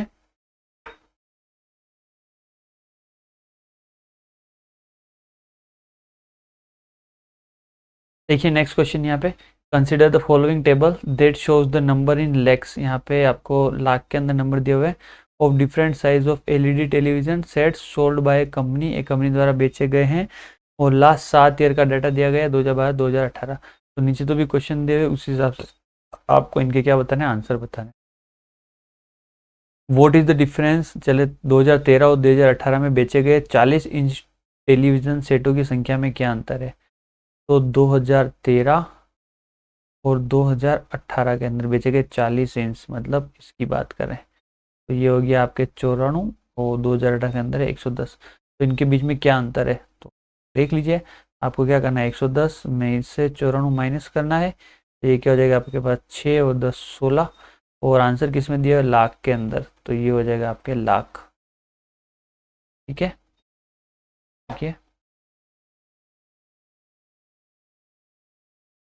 तो आंसर क्या हो जाएगा आपके 16 लाख। क्या आंसर हो जाएगा, 16 लाख इसका यहाँ पे करेक्ट आंसर। ठीक है, नेक्स्ट क्वेश्चन की ओर हम चलते हैं। निम्नलिखित तालिका पर विचार करें, ये वो के वही हैं। क्वेश्चन क्या दिया है इसके अंदर देख लेते हैं हम फटाफट से। 2013 की तुलना में 2017 में 32 इंच एलईडी टेलीविजन सेट की बिक्री में अनुमानित प्रतिशत वृद्धि कमी क्या थी। ठीक है, तो 2013 और 2017 की बात करें हम यहाँ पे, ये 2013 2017 कौन सी, 32 इंच। ओके, तो ये हो गया आपके पास 112, और ये हो गया आपके पास 175। तो अनुमानित आपको वृद्धि और या कमी प्रतिशत निकालना है, तो आपको क्या सबसे पहले डिफरेंस निकालना पड़ेगा। 172 माइनस 112 अगर आप करोगे तो आपके पास आएगा 63, और प्रतिशत निकालना है तो आप क्या करोगे, यहाँ पे 63 बटा 112 इंटू 100। 12 से क्यों करोगे, क्योंकि पहले वाला वर्ष कौन सा आपका 112 है ना। इसके कंपेयर में यहाँ पर 2017 के अंदर कितनी कमी प्रतिशत और वृद्धि हुई है, तो वृद्धि हुई है ओबीसी बात है प्लस में, तो ये आंसर है आपका 56.20%। आपको पूछा गया है यहाँ पे अनुमानित मतलब लगभग, तो ये क्या हो जाएगा आपके पास 56%। ठीक है, तो ये क्या आंसर हो जाएगा आपका 56%। तो यहाँ पे देखिए 57 भी दिया हुआ है, 57 क्यों नहीं होगा। अगर हमारा आंसर होता यहाँ पे 56.5 के अगर 5 से अगर ऊपर होता तब जाके ये किस में कन्वर्ट हो जाता, 57 में। पर यहाँ पे क्या है, हमारे पास 2 है, तो ये किस में कन्वर्ट होगा आपका 56 में। आंसर क्या हो गया 56%। ठीक है, चलिए नेक्स्ट क्वेश्चन देखते हैं यहाँ पे क्या दिया हुआ है। ये यूजीसी नेट का क्वेश्चन है ना, मैंने इसके अंदर डाला है। अब सभी 7 वर्षों में 49 इंच आकार के टेलीविजन सेटों की कुल बिक्री कितनी है? 49 इंच आकार की बोला है, इसके अंदर टोटल आपको इसका निकालना है। तो इसका अगर आप टोटल निकालोगे तो आपके पास ये जो टोटल आएगा 86, कितना आएगा 869, और ये आपको पूछा गया है तो आंसर क्या हो गया 869, इसका आंसर हो चुका है। ओके ठीक है, चलिए नेक्स्ट, चलिए नेक्स्ट क्वेश्चन क्या पूछा हुआ है यहाँ पे। किस एलईडी टेलीविजन सेट की सभी 7 वर्षों की कुल बिक्री न्यूनतम है? तो अगर आपको न्यूनतम निकालना है सभी 7 वर्षों की, तो इनका टोटल आपको करना पड़ेगा इसका।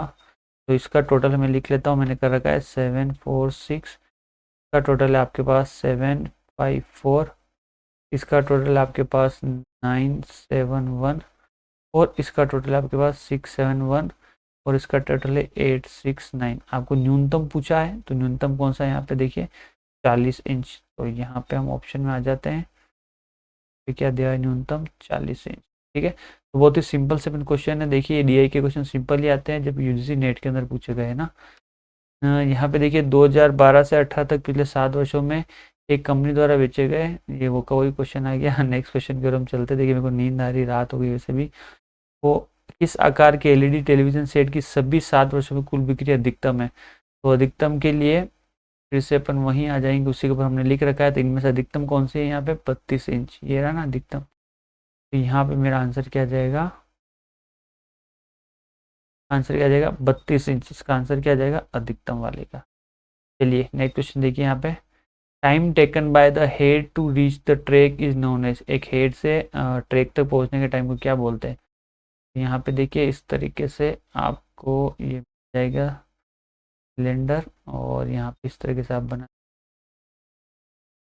ये हो गया आपका स्पिंडल, जिसके अक्रॉस ये आपकी घूमती रहती है प्लेट, और ये जो एरिया है ये क्या कहलाता है आपका ट्रैक, क्या कहलाता है यहाँ पे ट्रैक। और यहाँ पे क्या होता है आपके रीड राइट हेड, क्या होता है इसको क्या बोलते हैं हम, रीड राइट हेड। तो एक ट्रैक तक पहुंचने में जो टाइम लगता है उसे हम क्या बोलते हैं सीक टाइम, क्या बोलते हैं सीक टाइम। एक क्वेश्चन देखिए, which of the following are units of memory, memory की यूनिट कौन कौन सी है? तो जो मेमोरी यूनिट आपको याद होनी चाहिए, देखिए यहाँ पे बिट, निब्बल, बताइए मेरे साथ, बाइट, क्या हो जाएगी किलो बाइट, फिर क्या हो जाएगी मेगा बाइट, गीगा बाइट, टेरा बाइट, पेटा बाइट, एटा बाइट, जोटा बाइट, और येटो बाइट। तो देखिए लास्ट वाले अगर आपको देखना ऐसे याद रख सकते हो पेजी। ठीक है, तो ये सारे के सारे आपको याद होने चाहिए इंक्रीजिंग ऑर्डर के अंदर। तो यहाँ पे ये सारी की सारी आपकी आंसर्स है। ये देखिए how many tracks are present in 345 inch floppy disk, इसके अंदर कितने ट्रैक्स है 80, 120, 180, 140, क्या जाएगा इसका आंसर 80। इन कंप्यूटर में कौन सा कंपोनेंट एसी को डीसी में परिवर्तित करता है? इन्वर्टर, यूपीएस, एसएमपीएस, ये क्या हो जाएगा नन, तो क्या हो जाएगा SMPS. Switch mode power supply, क्या हो गया स्विच मोड पावर सप्लाई। ठीक है, चलिए in motherboard which chip hold heat sink and fan, ऐसी कौन सी चिप है जो आपके फैन भी रख लेती है और हीट को भी सिंक कर लेती है? ठीक है, होल्ड हीट सिंक फैन, तो क्या हो जाएगा answer micro processor. Micro processor के ऊपर आपको क्या लगाना पड़ता है, आपको फैन लगाना। ठीक है, तो ये सारे के सारे क्वेश्चन हमारे हो चुके हैं। तो उम्मीद है आपको बहुत अच्छे लगे होंगे। जो भी देखिए दोस्तों, जिनको भी क्वेश्चन के सॉल्यूशन नहीं आ रहे हो यहाँ से आप देख लीजिए। मेरा यही कह रहा हूँ, आप कहीं से भी टेस्ट पेपर कीजिए, मैं आपको फिर से कह रहा हूँ मॉक टेस्ट आप लगाइए। आपका जब भी एग्ज़ाम हो, ठीक है, 9 सितंबर का एग्ज़ाम डेट जैसे आपको पहले दे रखी थी, पर अब पता नहीं कब हो एग्ज़ाम, मुझे नहीं लगता, पर आपको 9 सितंबर ही मान के चलना है। मैं आपको साफ बोल रहा हूँ, 9 सितंबर से अगर आगे खिसकेगी तो फिर मैं फर्दर आपके लिए शेड्यूल जारी करूँगा कि अब आपको किस तरीके से तैयारी करनी है। ओके, अभी आपको 9 सितंबर ही मान के चलना है। मॉक टेस्ट आप कहीं से भी लगाओ, और आपको एनालिसिस ज़रूर करना है। अगर आप एनालिसिस नहीं कर रहे हो तो आप अपने से आप क्या कर रहे हो, कुठाराघात कर रहे हो, अपने से आप झूठ बोल रहे हो। और क्या तरीका रहेगा आपका रिवीजन का, किस तरीके से मॉक टेस्ट देने, सारी चीज़ें प्लानिंग मैंने जो मेरे वीडियो है उसके अंदर बता रखी है। उसका जो वीडियो के जो लिंक का बटन है वो आपको यहाँ पे आई बटन के अंदर मिल जाएगा। ठीक है, तो चलिए मिलते हैं हमारे नेक्स्ट वीडियो के अंदर। मॉक टेस्ट डिज़ाइन करना है और मुझे क्या करना है, अब कल से मैं सोच रहा हूँ कि मुझे आपकी जो मैराथन क्लासेस है वो मुझे रिकॉर्ड करनी है ना, मैराथन क्लासेस। ठीक है, चलिए, थैंक यू।